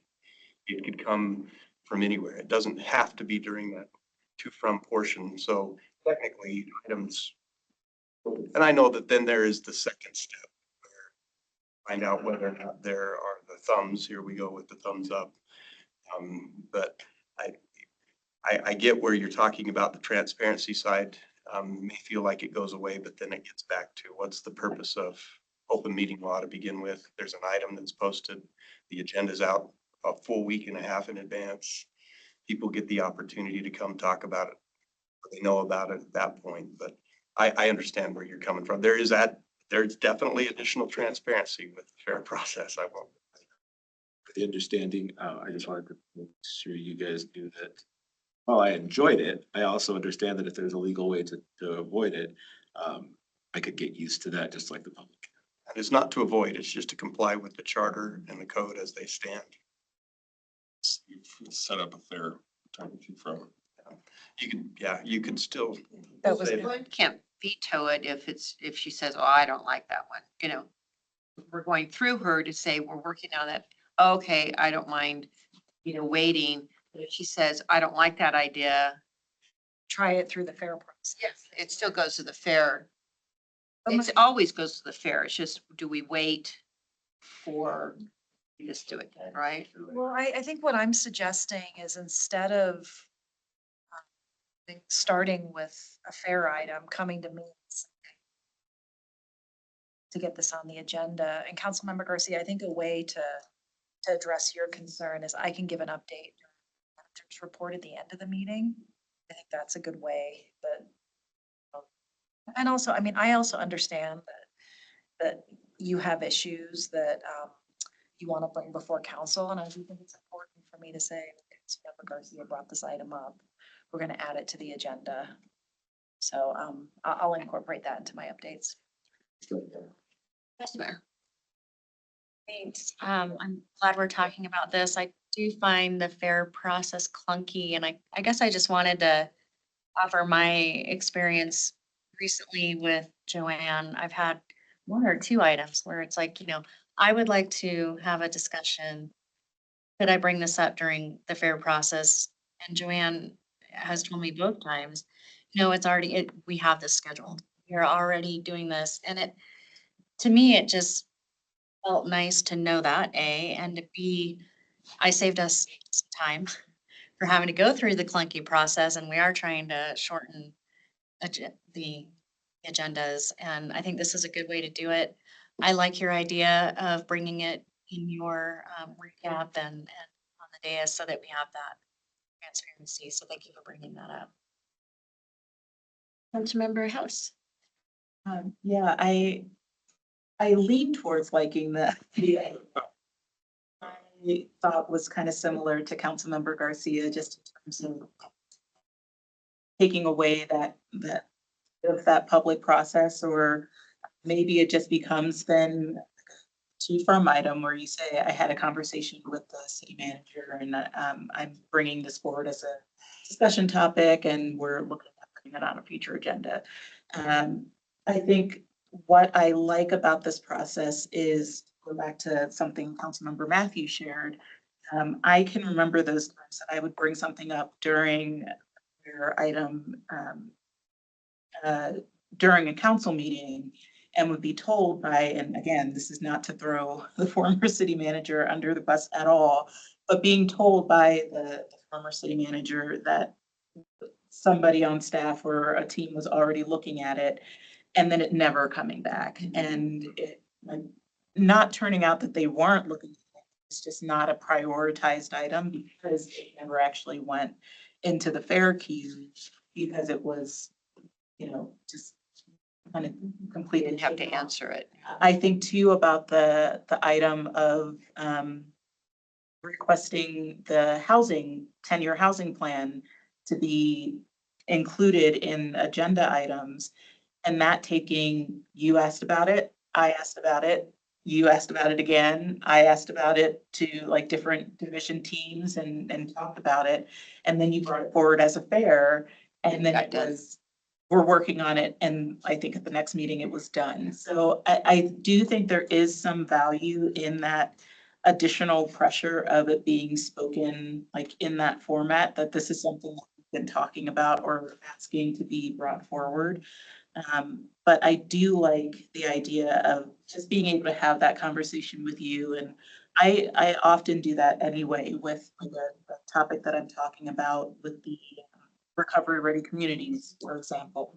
I met with Shannon first, had conversation with Mayor as you were stepping into the role, like brought you into the conversation, and then we talked about that before I introduced it as an actual item in council, but it was just making sure that there was that support behind the concept and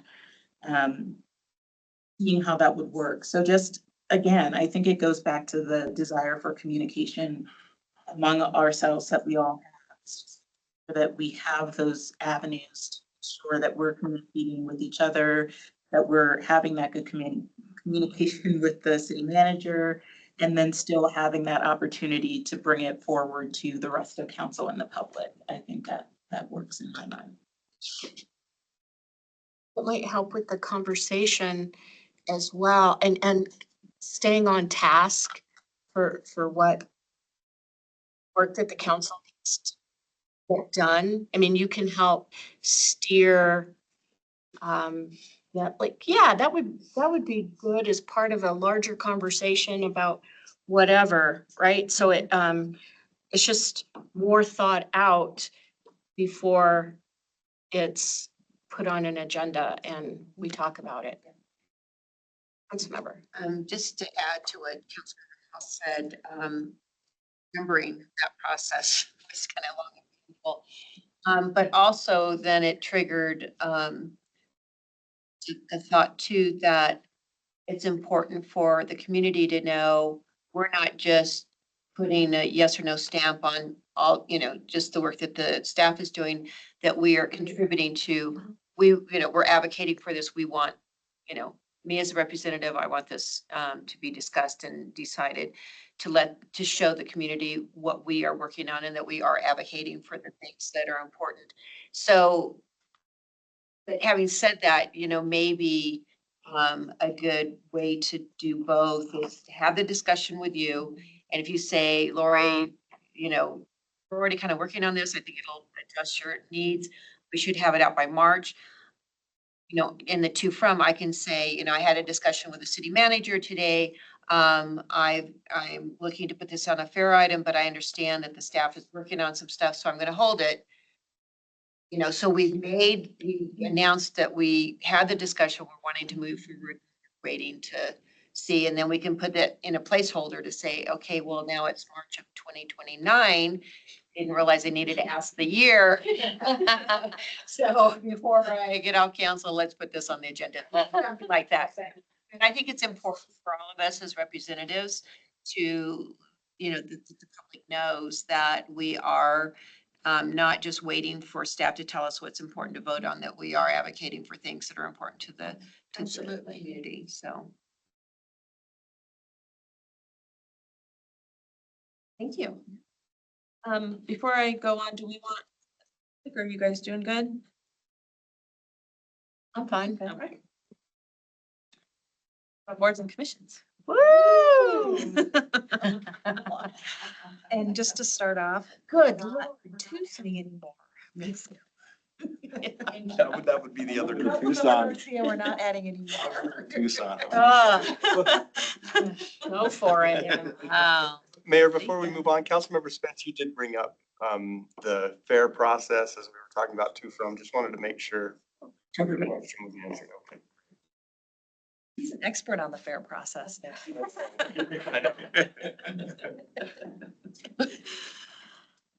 Okay, so kind of a high level overview. We have 26 boards and commissions here in Flagstaff. I think you hear me say that number quite frequently. I did think it was just good information to kind of show where we rank within the state. Of course, this isn't every city and town, but it kind of gives you a good idea where we land. You all know this, you all sit on various commissions as a liaison, you're understanding and hearing the work of things that are happening. But most of our boards and commissions meet monthly. For most of them, that's and so staff, is putting in that commitment to organize those meetings, formulate those materials, get that information, kind of all of that coordination, which leads into that kind of program management. So you've got staff liaisons that are, running these shows, if you will. But the overall management of this program as a whole, that's handled out of the city clerk section. And that's a large undertaking as well. Again, this is just to provide some context with 26 boards and commissions, looking at vacancies, appointments, trying to solicit for folks to participate, bringing all of those appointments to you, making sure all of the paperwork is organized in there. There's a large staff commitment that's included in that as well. The appointment process, we have a rotation of our council members, each individual commission. That kind of determines the order in which appointments are recommended to council. And to that end, as I mentioned, I think we're seeing more and more some frequent vacancies that are coming up with some of our boards and commissions. And some of our commissions are really struggling to find interest from the public to participate. And that's, of course, slowing down their work. And also finding things to meet about it. It's one of the other issues is the no cancellations. I think some commissions are struggling to quorum even with a full slate of board members. We had one canceled just this week because we weren't able to meet quorum requirements. Yeah, and we've heard from staff a bit on, maybe there's an idea of, a requirement to meet quarterly, more so if as needed, to kind of lessen a bit of that commitment and that time on the staff side. So to kind of kick off the discussion, some of the things that we've been talking about behind the scenes, if you will, the overall number of our commissions and boards, looking at the overall purpose of each of those commissions, what are we asking them to do? What are we asking them to bring back to us? What type of reporting are we asking for? Really to understand what's being accomplished throughout the year. We've had some conversations about potential consolidation of some of our commissions. I think we've got a few that are doing similar things. They're working on similar projects. There's some crossover that's occurring that maybe we could look at combining some. And as I mentioned, as part of that purpose, but sharing information and how, as a council, you guys are understanding what work is being done. Now, council liaison reports. You all know, you all sit on a variety of things. We have the portion of our agenda. Really, the purpose of that is, the hope is to share that information, right? And to take that time, talk about the commissions that you are involved in and the work that they're doing and any of their accomplishments or outputs that are happening. I think there's lots of other ideas in the background, but I think just hearing from council on your perspectives of commissions and their work and how we continue that program, what that might look like forward. Did I miss anything?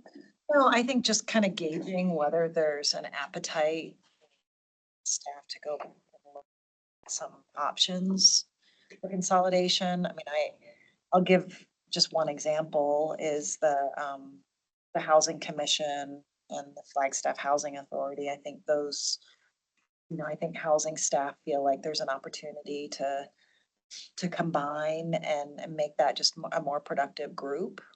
Because they are, a lot of times, they are gonna be working on many of the same things with the RAD projects discussion. So just kind of gauging from council whether that's something that, you'd like us to look at. I think also reducing the amount of, is there a way to reduce the amount of meetings? And not just a burden on staff. I mean, it's also a burden on the commission members and all of you as well. It's a lot. It's a lot. Sorry. Councilmember Matthews and Councilmember House. Thank you. Yeah, I think there's opportunity to combine some. I know the Indigenous Commission, we've struggled sometimes waiting to get a quorum. And a lot, and also, and mostly Rose would put to this, but sometimes there's not a whole lot of meat.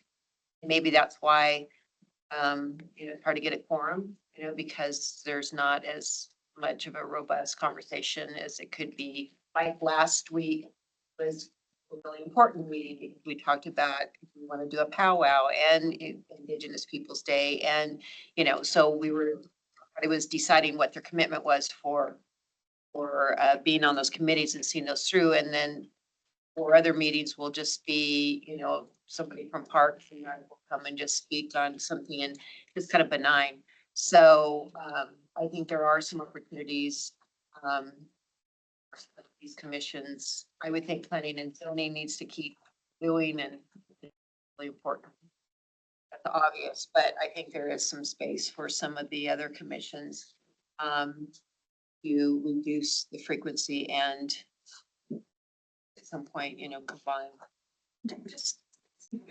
So the ones that we are statutorily required to keep are, I'm not talking about getting rid of any, but P and Z. Heritage preservation, the Board of Adjustment. Housing Authority, Yeah, the Flagstaff Housing Authority Audit Committee, PSPRS. PSPRS, thank you, that was.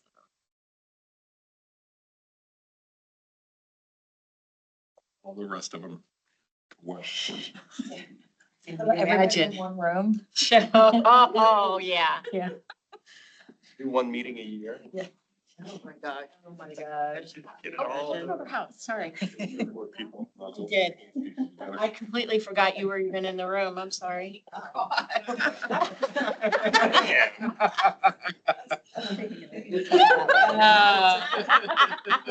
Late in the day. Later. As an agenda item. That's gonna be my next to from item. No, I think one of the things that's really important in my mind is ensuring that the mission that we have understand their charter and purpose. I think that is a challenge. We just had a really good conversation with the incoming leadership for the Commission on Diversity Awareness. And I thought it was a good conversation because they want to be more active and want their work to actually have purpose. And I think it was the chair who pointed out that part of the charter and purpose of the commission was to offer advice or guidance to council, and they haven't done that in years, outside of basically offering up drafts of proclamations or reviewing a draft of a proclamation that he did years ago. I think there is something that we're missing in the processes of our commissions, and that I don't see many of them often coming with recommendations or sharing out that information. I know that we have the council liaison reports, which is our opportunity to share what they're talking about. But just in the conversation that we had on with the CODA team, we also just came to that agreement of during the portion of the meeting where it's my opportunity to share with them. We talked about me bringing them, like, here's the upcoming council agenda. Maybe this will shape the next month or a couple months from that agenda item for you to talk about it and be able to actually share a recommendation back to council. And then as they have that discussion, me actually having that commitment to, I'm going to bring that recommendation back to council. I can share that during the report, or you can write it in the form and I will share it with the rest of council. But I think there is that missing piece of them fully understanding what their purpose is, or being empowered in that purpose. I definitely agree with having the conversation about meeting cadence. I think it would be great to be able to talk to the commissions about, like, what's the best practice for this? Because I think there are some that naturally have more of a need to meet more regularly, and others that maybe don't need to meet as regularly.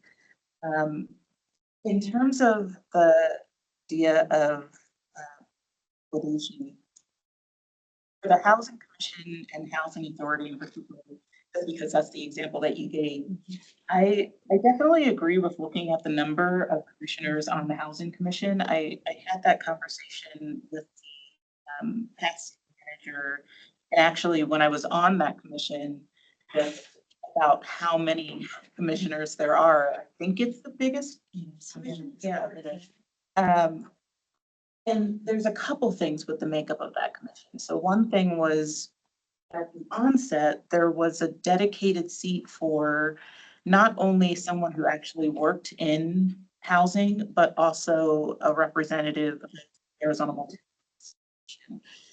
That's how I wound up on that commission, because I worked in property management and was a member of that group and they knew that I was interested in city involvement, so they asked if I would be their representative. Over the past couple of years, that spot for property management has gotten kind of diluted, where at one point, the person who was appointed to that was they're an active member of the commission, but their role was the real estate person for, I think, the hospital. That's not housing. So just because they have real estate in the name does not mean that they should have been considered qualified for that seat. So I think looking at, if there are commissions that have those sorts of assignments on what the makeup is supposed to be, or that we're actually appointing to that qualification, or looking at, do we need this many people? In terms of consolidating those two commissions, though, I feel like their purpose and intent is different. So I don't know that they could necessarily be consolidated. But I do wonder about re-examining like the purpose and intent of the Housing Commission, because their initial goal and what was spelled out in the initial charter is present and then provide oversight for bond initiative.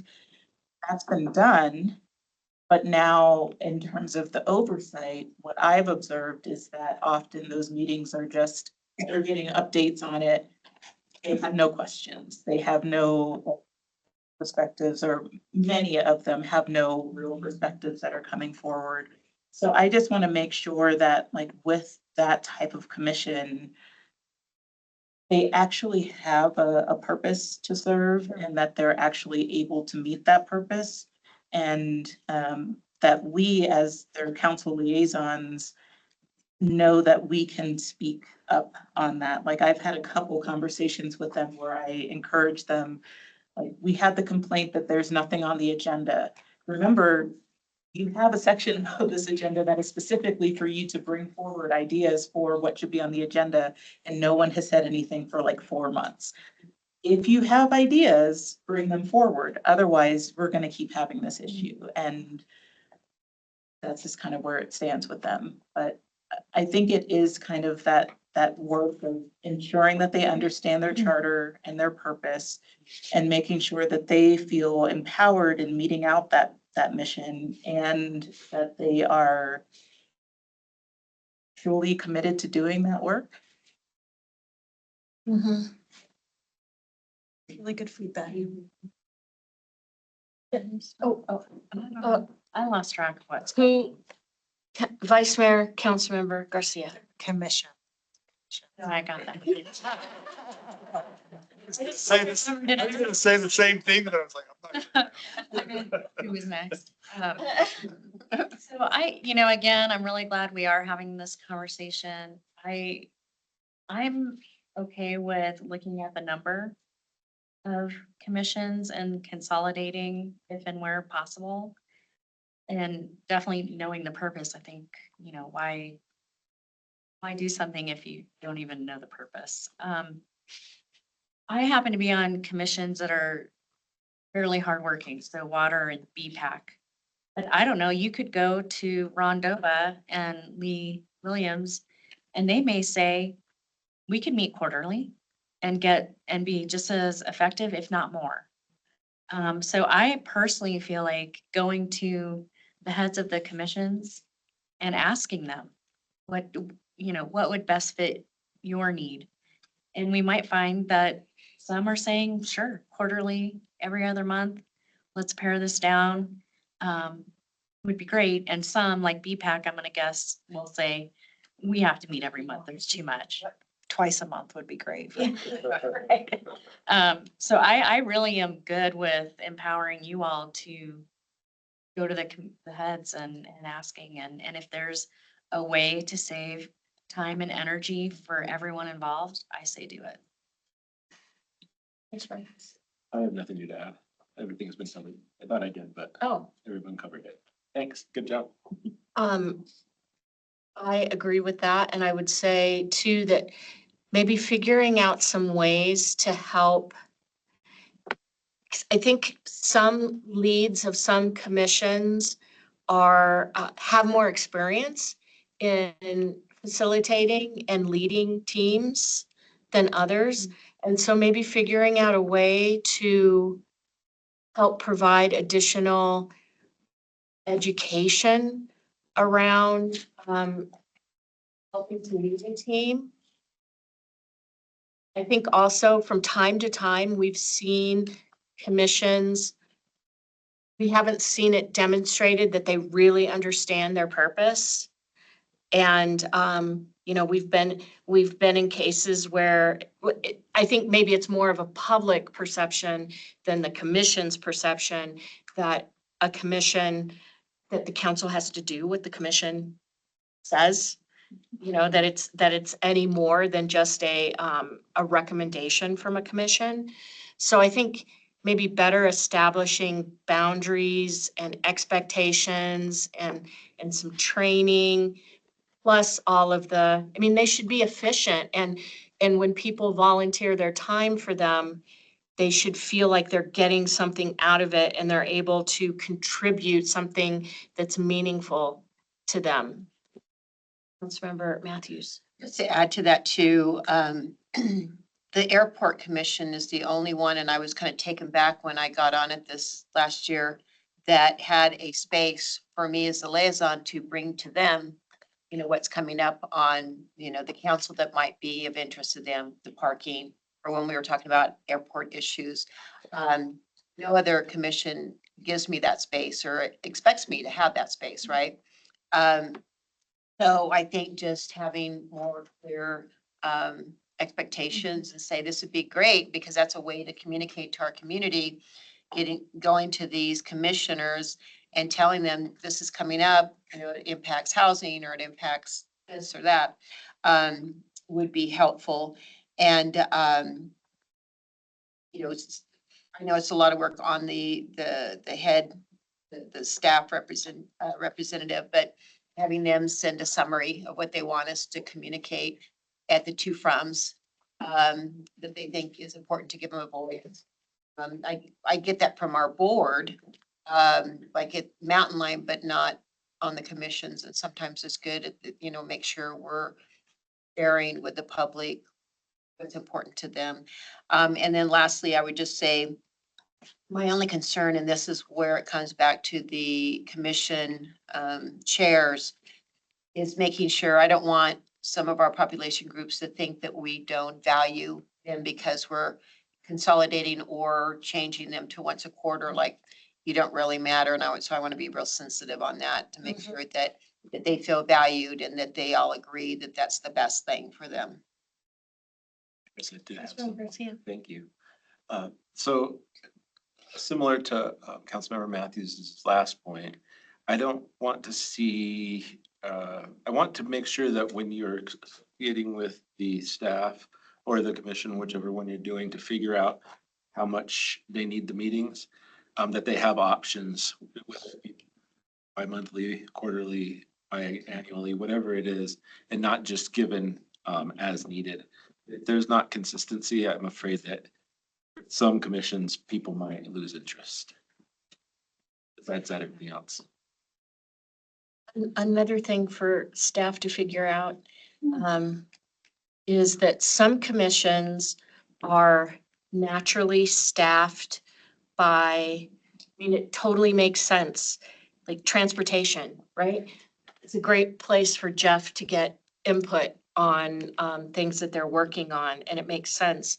There are others, like the Commission on Inclusion and Adaptive Living or the Commission on Diversity Awareness, that where there's not a city division or department that is focused on those things. And so I think that possibly some of the agendas get a little more nebulous because it's not Jeff Bauman going and saying, Mayor Daggett won't shut up about speed humps. So what do we do about this? The others, I think that that's a challenge. Another point, and I know this is a a sensitive subject, but, when we were going through the whole thing about the hospital, and I was watching the meeting that P and Z had, I was disappointed that, it was more of like public sentiment and thoughts, like we were given very strict guardrails. You conclude for five findings. If it meets these 5 findings, then you approve. When I listened to that meeting, there was nobody, I heard no one reel them in to say, stick to the 5 findings.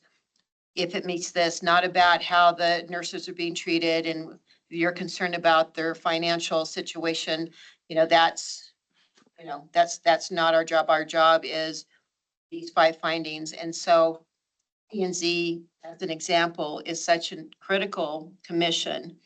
And if they don't have a strong liaison that can keep them on task to say, Well, they don't have a liaison, or you mean staff? staff, staff. And they get into these wide conversations that were important conversations in the community. But, I felt personally that built, a division with us because they're saying, why didn't you listen to P and Z's recommendation? Well, they were giving recommendations based on how they felt as a community, not with the strict guardrails that we were given. And so it looked like we were ignoring them, and not taking them into account. And for me, it was because they weren't following the same guidelines that they should have been made to follow. And I know that's an extreme example, but with commissions that are that important, it's equally important that the person that's overseeing the staff member, them within their their guidelines, so that we don't have these. I mean, that was a great, I felt like it came out the way it needed to, because we don't need a, big wellness village and but the process was wonky and there was a lot of casualties along the way because of it. Just to add something to that, I think it's a very different kind of scenario, right, with planning and zoning. I think that was a great example. I think where it could also be really helpful in going back to that purpose. I think there are some commissions that maybe aren't in that super regulatory that struggle to stay in the lane, because there's not super clear purpose from council. What exactly do you want from these commissions? And I think a lot of it's built into those ordinances, but I think that being able to understand what you all want from the commissions will help not only guide their conversations, guide their meetings, guide their outcomes, but it helps staff also understand where to keep them within those proper lanes. So kind of complementary a bit to what you were saying. So then are you saying maybe at the beginning of the year, the council needs to go through each commission and say, this is what we'd like from this commission this year? Well, I don't know that all commissions need that. But maybe the commissions that where there's not a city department that really drives their work. Like the Commission on Inclusion and Adaptive Living, and maybe I haven't sat on the Commission on Diversity Awareness, so I don't know. Maybe it would be helpful for council to say, I mean, as a suggestion, because I think also we're asking these people to sit on these commissions because they bring either a connection to a community within our community or a certain expertise, right? So we don't just want council saying, we want you to work on this And only this. and only this. So finding some kind of balance that's meaningful, but I agree. I think some of it is probably gonna be looking at the ordinances that guide the direction of these boards and commissions. And I think going back to Councilmember House's comment about charter and purpose. Sense. It's like, yes, well, mayor has to call it, you know me. I just wanted to, I thought of something really quick. I never called on him. I just looked at you. That could have meant thought of it. Oh, shut up. And, in the process, I forgot what I was gonna talk about. Oh, I'm sorry. No, it's not your fault. Let me think if I can remember. It had to do with when this comes back to us. When I. Charters. Yeah, go ahead. While you stall. The charter and purpose, that's the one thing I said. So just some popcorn thoughts to throw out there about this. I would say that my priority goal for this afternoon is to make sure that we don't create more meetings or longer meetings or more responsibilities. And I'm especially sensitive about staff time when I say that. You know, this was an issue that came up when I first got on council, when Barbara was still acting city manager. This is kind of an aside, and I apologize for it. I'll get back to the other thing here pretty quickly. There were lots of fair requests coming through, and that needed to be regulated a little bit. So there were some conversations among staff and during budget retreats and during situations like this. And, you know, how do we honor staff time and recognize that whenever we come to them with something, we're hoisting a ton of, you know, person hours on this. And just to be cognizant of that. And I think it's sort of self-regulated once that awareness was out there, which is the way I think a lot of this stuff can work. We are all adults in this room. Going back to commissions, the other thing I wanted to say is I would not like to see policies implemented where council members get more involved and more hands-on. The liaison is, you know, we're going there, we're watching, there's interaction, but you know, we're coming back to council with a report on what they're doing.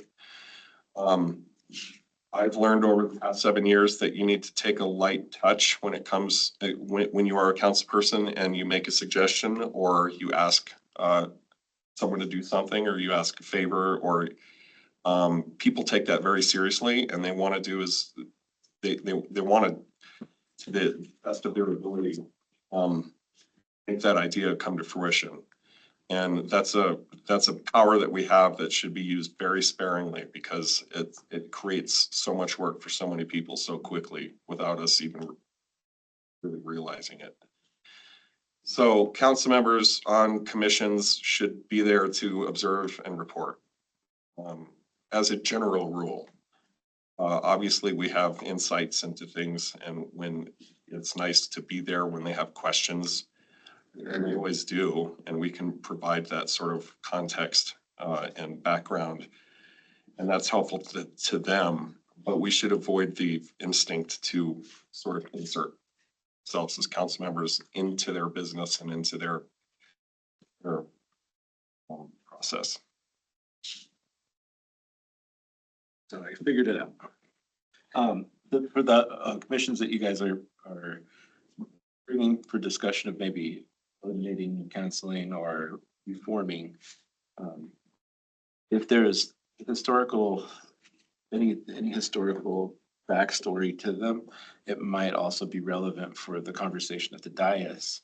Because if the commission was put there for a purpose at a time that no longer really exists, or if the purpose of the commission has faltered or waned, to add to the storyline and help us get to the decision of eliminating things that are just in the way of staff at this point. And that's it. Thank you.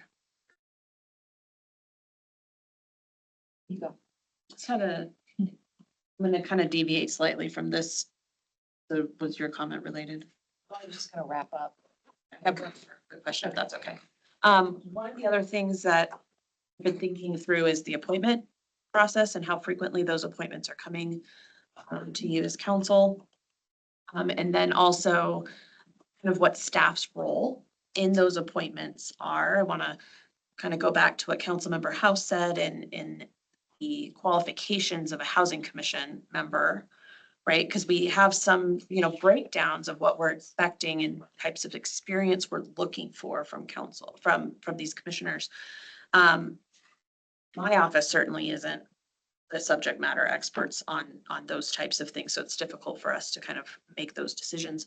And I'm curious, your thoughts on if it would be helpful to have a recommendation from staff on appointments. Here's the application, we've reviewed those, here's who we think fit within these specific criterias. Something to think about. And if that would be helpful, if that's something you want, if that's something you don't want. I usually solicit the staff member unless I just have an absolute thought on who I think would be a good fit. I always ask because they have to deal with them. And so I'll reach out to them and say, I'm looking at the applications. Who would you like to see? Now, that doesn't guarantee I'm going to appoint that, but to get their perspective on why, either yay or nay, Okay. Is very helpful to me. That's working for everybody. I don't necessarily want to change that. I just wanted to put that out there as if that's something you're looking for or not. If I might. That's, so I'm gonna step out. I'm online. Okay. Gonna keep that. Okay. Yeah. You're better soon. Yeah, she's upset at me because I sat here as long as I did. For 15 more minutes, sorry. I think that would be helpful. I remember a commission that I was on where we elected the chair member and then the next meeting they took him off the commission and appointed some brand new person onto the commission. So it would have helped if that component was there, explained to the voting for them. I had one other point to this one, but I think it's getting late in the day. I'll go ahead, Austin. Well, I was just gonna note that I think the process is working pretty well. Except when it doesn't. Well, we get some misses in the mix over time with commissions and fit. And I don't know that there's a solution to that. I'm just sort of, Don't know. I think generally we're doing well enough that those incidents are within the margin of error. So I don't see a reason to really tinker with something that's not broken. And then really quick, because I know we're close, the frequency at which we're bringing them to you. I mean, they're generally speaking, you guys have got appointments almost every council meeting. If a commission's not necessarily struggling to make quorum, I mean, is there an appetite to kind of hold those all, let's just say maybe once a month or every other month? Is there any thoughts on that? Any one of us gets overly inundated with. And I wouldn't want the buildup, I'm sorry.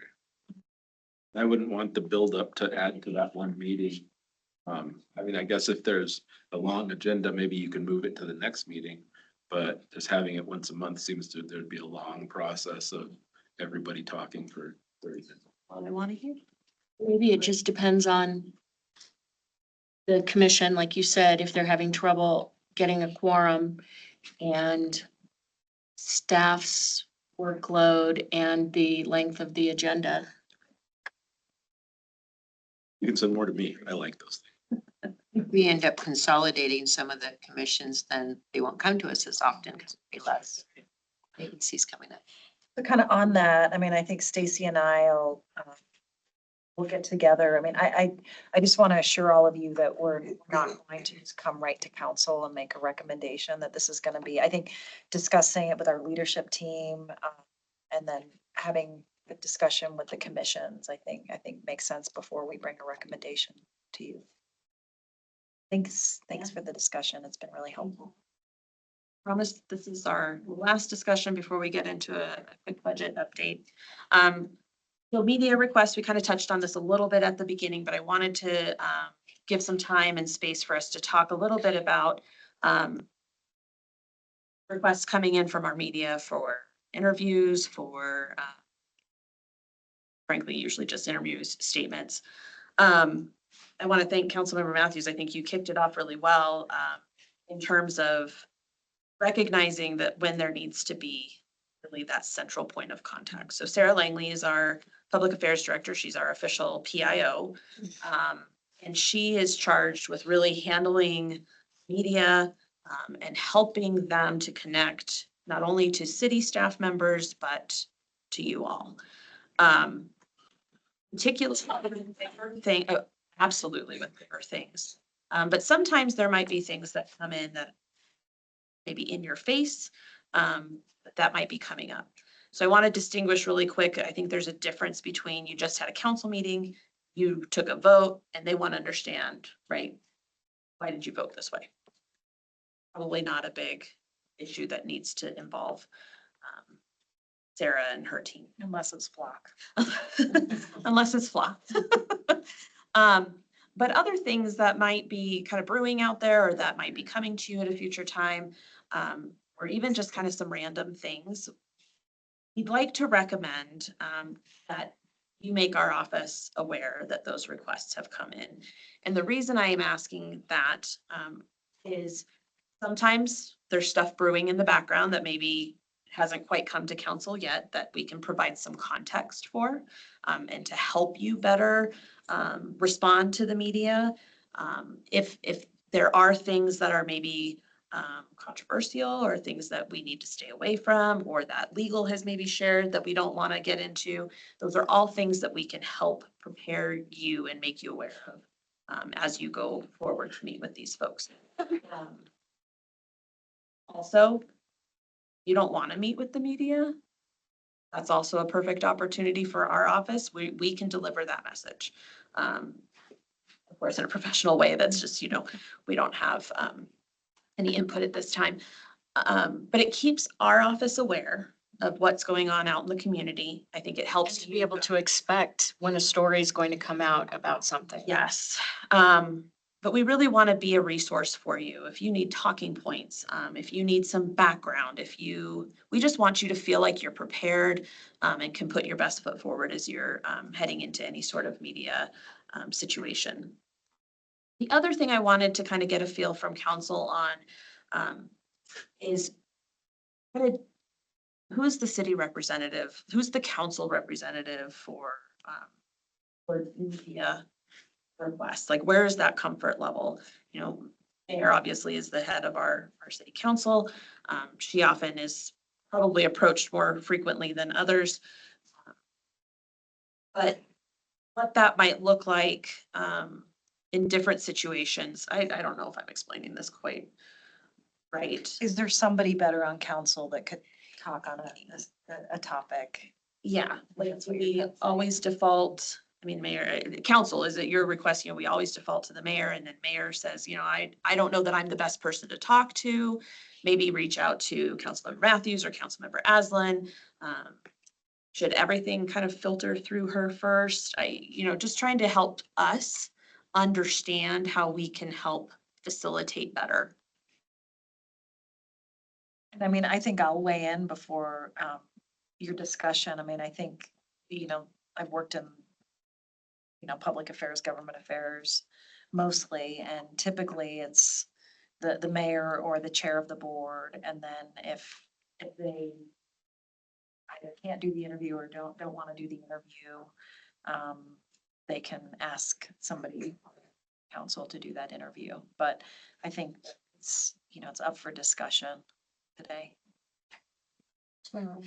So, I just wanted to clarify, like, if, the newspaper, says, can I interview you at the detox center or on your vote or the radio stations? I feel that that is something that we should maintain as our prerogative to do. What I mentioned earlier was if it's an incident, right? Then, you know, because then it can get into a legal thing. If we give an opinion or a statement, and you're like, oh, you should have said that, right? You know, when the police officer, hit that, car and it killed somebody, that definitely is something we should not comment on, right? Because there's other implications on it. I did get interviewed, with, the local Fox News on the flock camera, but, you know, I kept it pretty benign, you know, just saying, well, you know, the community confidence wasn't up, you know. They asked me my opinion on what could we have done better, and I said, you know, more communication, I guess. It's just, we've got, you know, we've got to vote, what the community wanted. So it's, I hesitate making a hard rule because I don't want to not be able to be on the radio, just to talk about general things, but I think we could identify when it's an incident, that we, you know, defer to the mayor or Sarah, and let them be the spokesperson for that. And that's very different for me.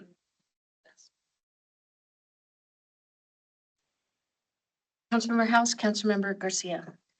I think for me, I approach this similarly to like relationships with a legislator or someone else. And so I think it depends kind of on how the request comes. Like if we're leaving a council meeting and there happens to be a reporter there, it is kind of hard to just say, and actually, and like all of I used to be a PR person and all the training was always, the last thing you actually want to say is no comment. That just makes it look like you're hiding something. But, so it's really hard not to just have that conversation then. But if that happens, I do try and let like the city manager, the mayor know.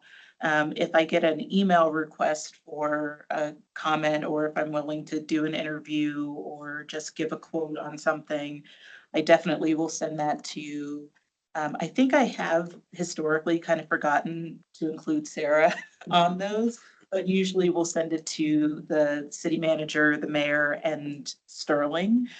Probably just to see if there are like any specific things to avoid answering. Seeing if the person is willing to give the questions in advance so that we can like actually talk through it. I just did an interview with the Chicago Tribune on the El Pueblo Motel, and before that, I think I did send it to Sarah and maybe Heidi and some other folks that have been working on that before, just to see like, are there anything specific that I can and can't say, should or should not say, you know, that sort of thing. So just, I think it's just kind of our prerogative to make sure that we're keeping the right people informed and not just assuming that like just because a request came to me means that I don't fill other people in. I think that sounds reasonable. Yeah, I think it's important for Sarah to know what media is going to be coming at the city. Like, oh, the Lumberjack's going to do a story on this. Oh, the Daily Sun's going to do a story on this. Ms. Mayor. Going to say, for me, and I had this happen recently, and it was the day after Christmas and I was working my store and it was a horrible time, but to make sure that Joanne, the mayor, know that I've been contacted about this interview, and I ended up doing a statement, but before I did the statement, I got it okayed, meaning, you know, You're not saying anything that. yeah, and it was, I felt like I told Joanne, I would like to know how you would like this to happen, because I have not had direction in the past. And I have been getting, for some reason, asked a few times now to do these interviews on the fly, and it's like, hold on a minute, let me make sure that kind of what Councilmember House was saying. So I think having the right protocols so that we're all on the same page would help. I'm glad we're having this. I think the other thing that has come up a couple of times are referring reporters to staff. And I think if you have a reporter who wants to talk to staff, send it to Stacy and Sarah, and then we'll loop people in. Like Reggie will not talk to a reporter, and he probably shouldn't. Well, and I think we also, it helps us to, again, prepare that staff member. You know, you're gonna get this request. Here's the do's, the don'ts. Do you want talking, you know, same kind of thing. Yeah, so thank you for bringing that up. That was on. If you can please refer those to Sarah. That would be great. Just wanted to mention that I appreciate the conversation from my colleagues. It helps me kind of learn a little bit more. I'm somebody who's at one time was very outward facing to the community on social media and radio stations and things of that nature. So I have a bit of a passion for being behind the mic in some senses. So if there's opportunities moving forward, but I gave myself, you know, some time on council before I stepped into that realm again because of the difference, and I wanted to make sure I was ready for it. But if there's ever an opportunity where anyone here is speaking outwardly and I can be included in not necessarily speaking, but just being there with you so I can learn from you. I want to be a part of the team that I can use my voice to help the city and to voice my opinion as well. And if it's a team process, or if you don't feel comfortable speaking, understand that I am at a point now where I want to be part of the team to do that. I just want to be really clear. We're not suggesting in any way, shape or form that you don't talk to the media or take interviews. It's more of a reminder of, we're here to help you. We're here to help avoid kerfuffles. And so I think, yeah, keeping us informed, but I think we can probably take some of these comments, put them together in a bit of a best practices kind of situation. The incident, I mean, I do. Oh, yeah. I think that would be, and we do have that in our emergency planning efforts, but I think just in general. It's us knowing, yeah, it's really important. And like I said, it was brought up yesterday and it was like, well, we haven't really had anything. And then the chief piped in and I was like, oh yeah, we really should have an agreement, understanding and not an assumption that, of course, if we had an incident that was of that magnitude, that we need to not just get in front of the news cameras and start spewing our personal thoughts on it, right? But on the flip side of that, we need the freedom to be on radio and interviews and stuff. We appreciate the conversation. So just to wrap things up, I'll turn it over to Joanne for budget discussion, but I think we've gotten a lot of really good feedback on these items. So we'll work behind the scenes. We'll start to formulate some suggestions, some ideas, and come back to you before we bring anything forward for final approval. Thank you for the conversation. And I'll be brief on this topic, but I just wanted to circle back and give council an update on just kind of some of the changes so far in our budget process. I think the big thing is over the holiday break. What did I do over Christmas? We budget staff and Rick and Kevin was also included in that as well. We used it as an opportunity to go through all of our calendars and the retreats and look for opportunities to reduce the amount of retreats for council, but also make them just more meaningful and productive. So we had a February retreat, February 5th and 6th, that we've now reduced to just pretty much a whole day on February 5th. And you know, we're keeping, you know, the revenue updates. That's going to be a big part of that discussion. Rick's going to be coming forward with updates on all of our general fund and all of our other funds. So that'll be a pretty long discussion. We also have an opportunity during this day where we're going to talk about some emerging needs that we see coming forward in the budget process. And we're starting to kind of work through some of those as staff. I think I think it's been mentioned a few times today, just core services and we're definitely seeing some issues with, ensuring we have funds for ongoing maintenance and new projects that are coming online and whether we have funds to maintain those projects. We're also gonna do kind of just a update on, personnel, I think related to public safety and, how that kind of fits into the potential public safety tax. We're also having, a discussion on some future projects, some things that kind of keep coming up, the civic space at the DCC, the ICCC, the library project, some of those are items that we'll talk about. And then in the afternoon, we'll talk about, primary property tax capacity and secondary. And I will kind of give you a preview that we are looking for some opportunities and some recommendations where, I think we're going to be needing to look at some ongoing revenue and how we can do that with potentially reducing our secondary, if we look at increasing our primary. So we're gonna walk through those and make sure that we have a good discussion. Pardon me? Big sale. Bake sale, yeah. Becky's baking, right? Baking That's right. We'll have, after that retreat, we kind of move into, the division reviews, and I think I mentioned to all of you, and it's out there in the organization. I've communicated it, that we don't have the budget team anymore, so the budget group, we're still coming up with a name, what that, group is called, is going to be, Shannon and I, Kevin, Heidi Derryberry, budget director, and Rick Tatter. And we'll be the ones meeting with all the divisions. And we've reduced that. I know you've all been very frustrated with the amount of time that we all spend in those division review meetings. I think was it over 3 weeks, Shannon? It was weeks. So we've reduced it now to, I think, under 2 weeks.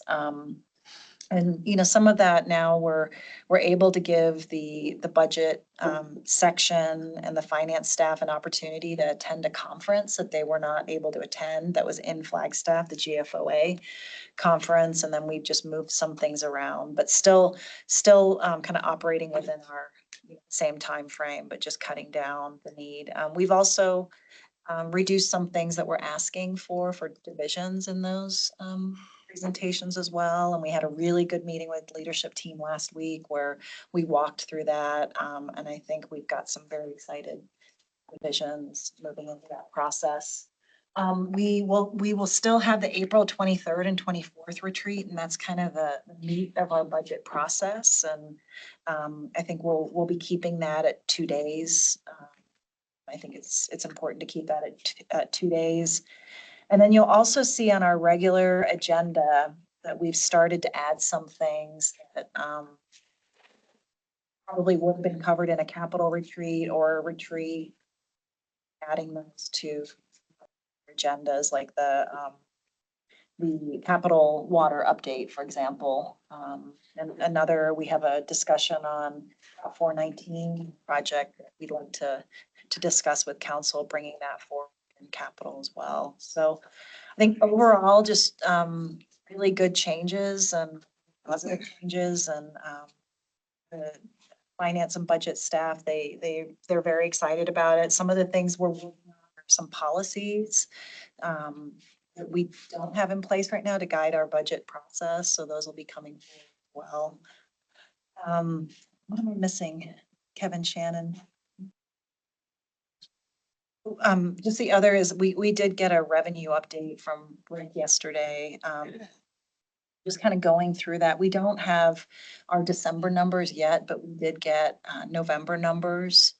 And I mean, I think the good news, and it's not exactly great news, but it does look like that those October numbers that we were looking at were related to the shutdown. So I think once we get our December numbers, and that hopefully should be soon, we'll get kind of what that November, December, those trends are. Happy to answer any questions. Let's make a comment, Joanne. I didn't know what to expect, and I really appreciate that we've had this exercise today. And so thank you for putting that together and kind of to Councilmember Garcia's point, these discussions, I think would be really super valuable for every cycle that we have new council members. Because we've all, had to, learn through experience and drinking from the fire hose and stuff. And this just kind of helps us understand our roles and expectations and get more of a consensus on, okay, yeah, we agree that this is how we're gonna act or our behavior and stuff. So I really appreciate you doing this. Thank you. Yeah, and just thank you to all of you for being open to it. Appreciate it.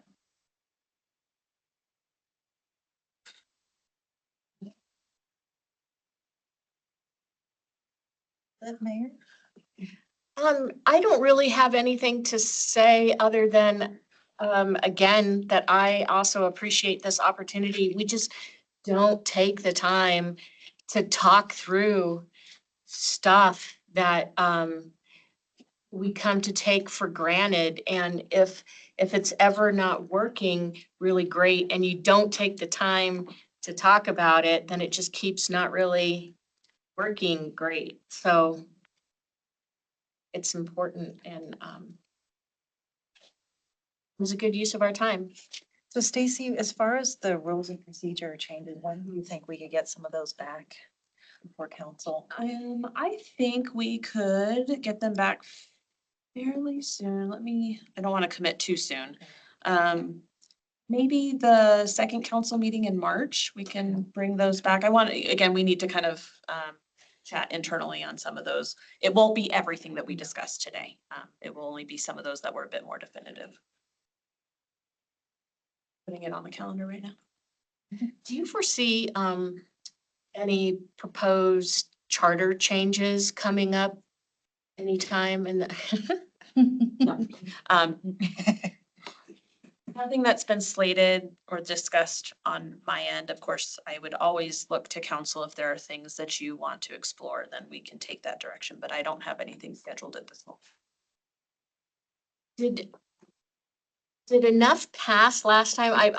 I'm not recalling what exactly passed when. Did enough pass last time that you were able to clean up some stuff and operate more efficiently? Yeah, we had a lot of really good success in our purchasing areas of our charter. And so I think that has made some significant impact on our finance team and purchasing. So yeah, there was some good movement there. There's always things we can recommend, but Right, but it's a big deal. for right Take it now, to the ballot. I think we're in good shape.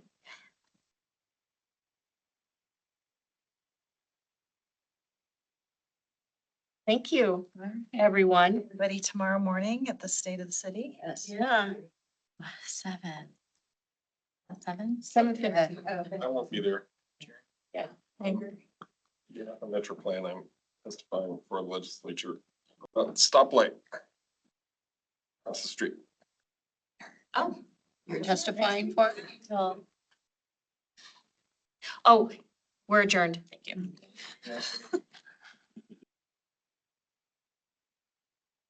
Next week. You're trying to get out of the meeting, don't.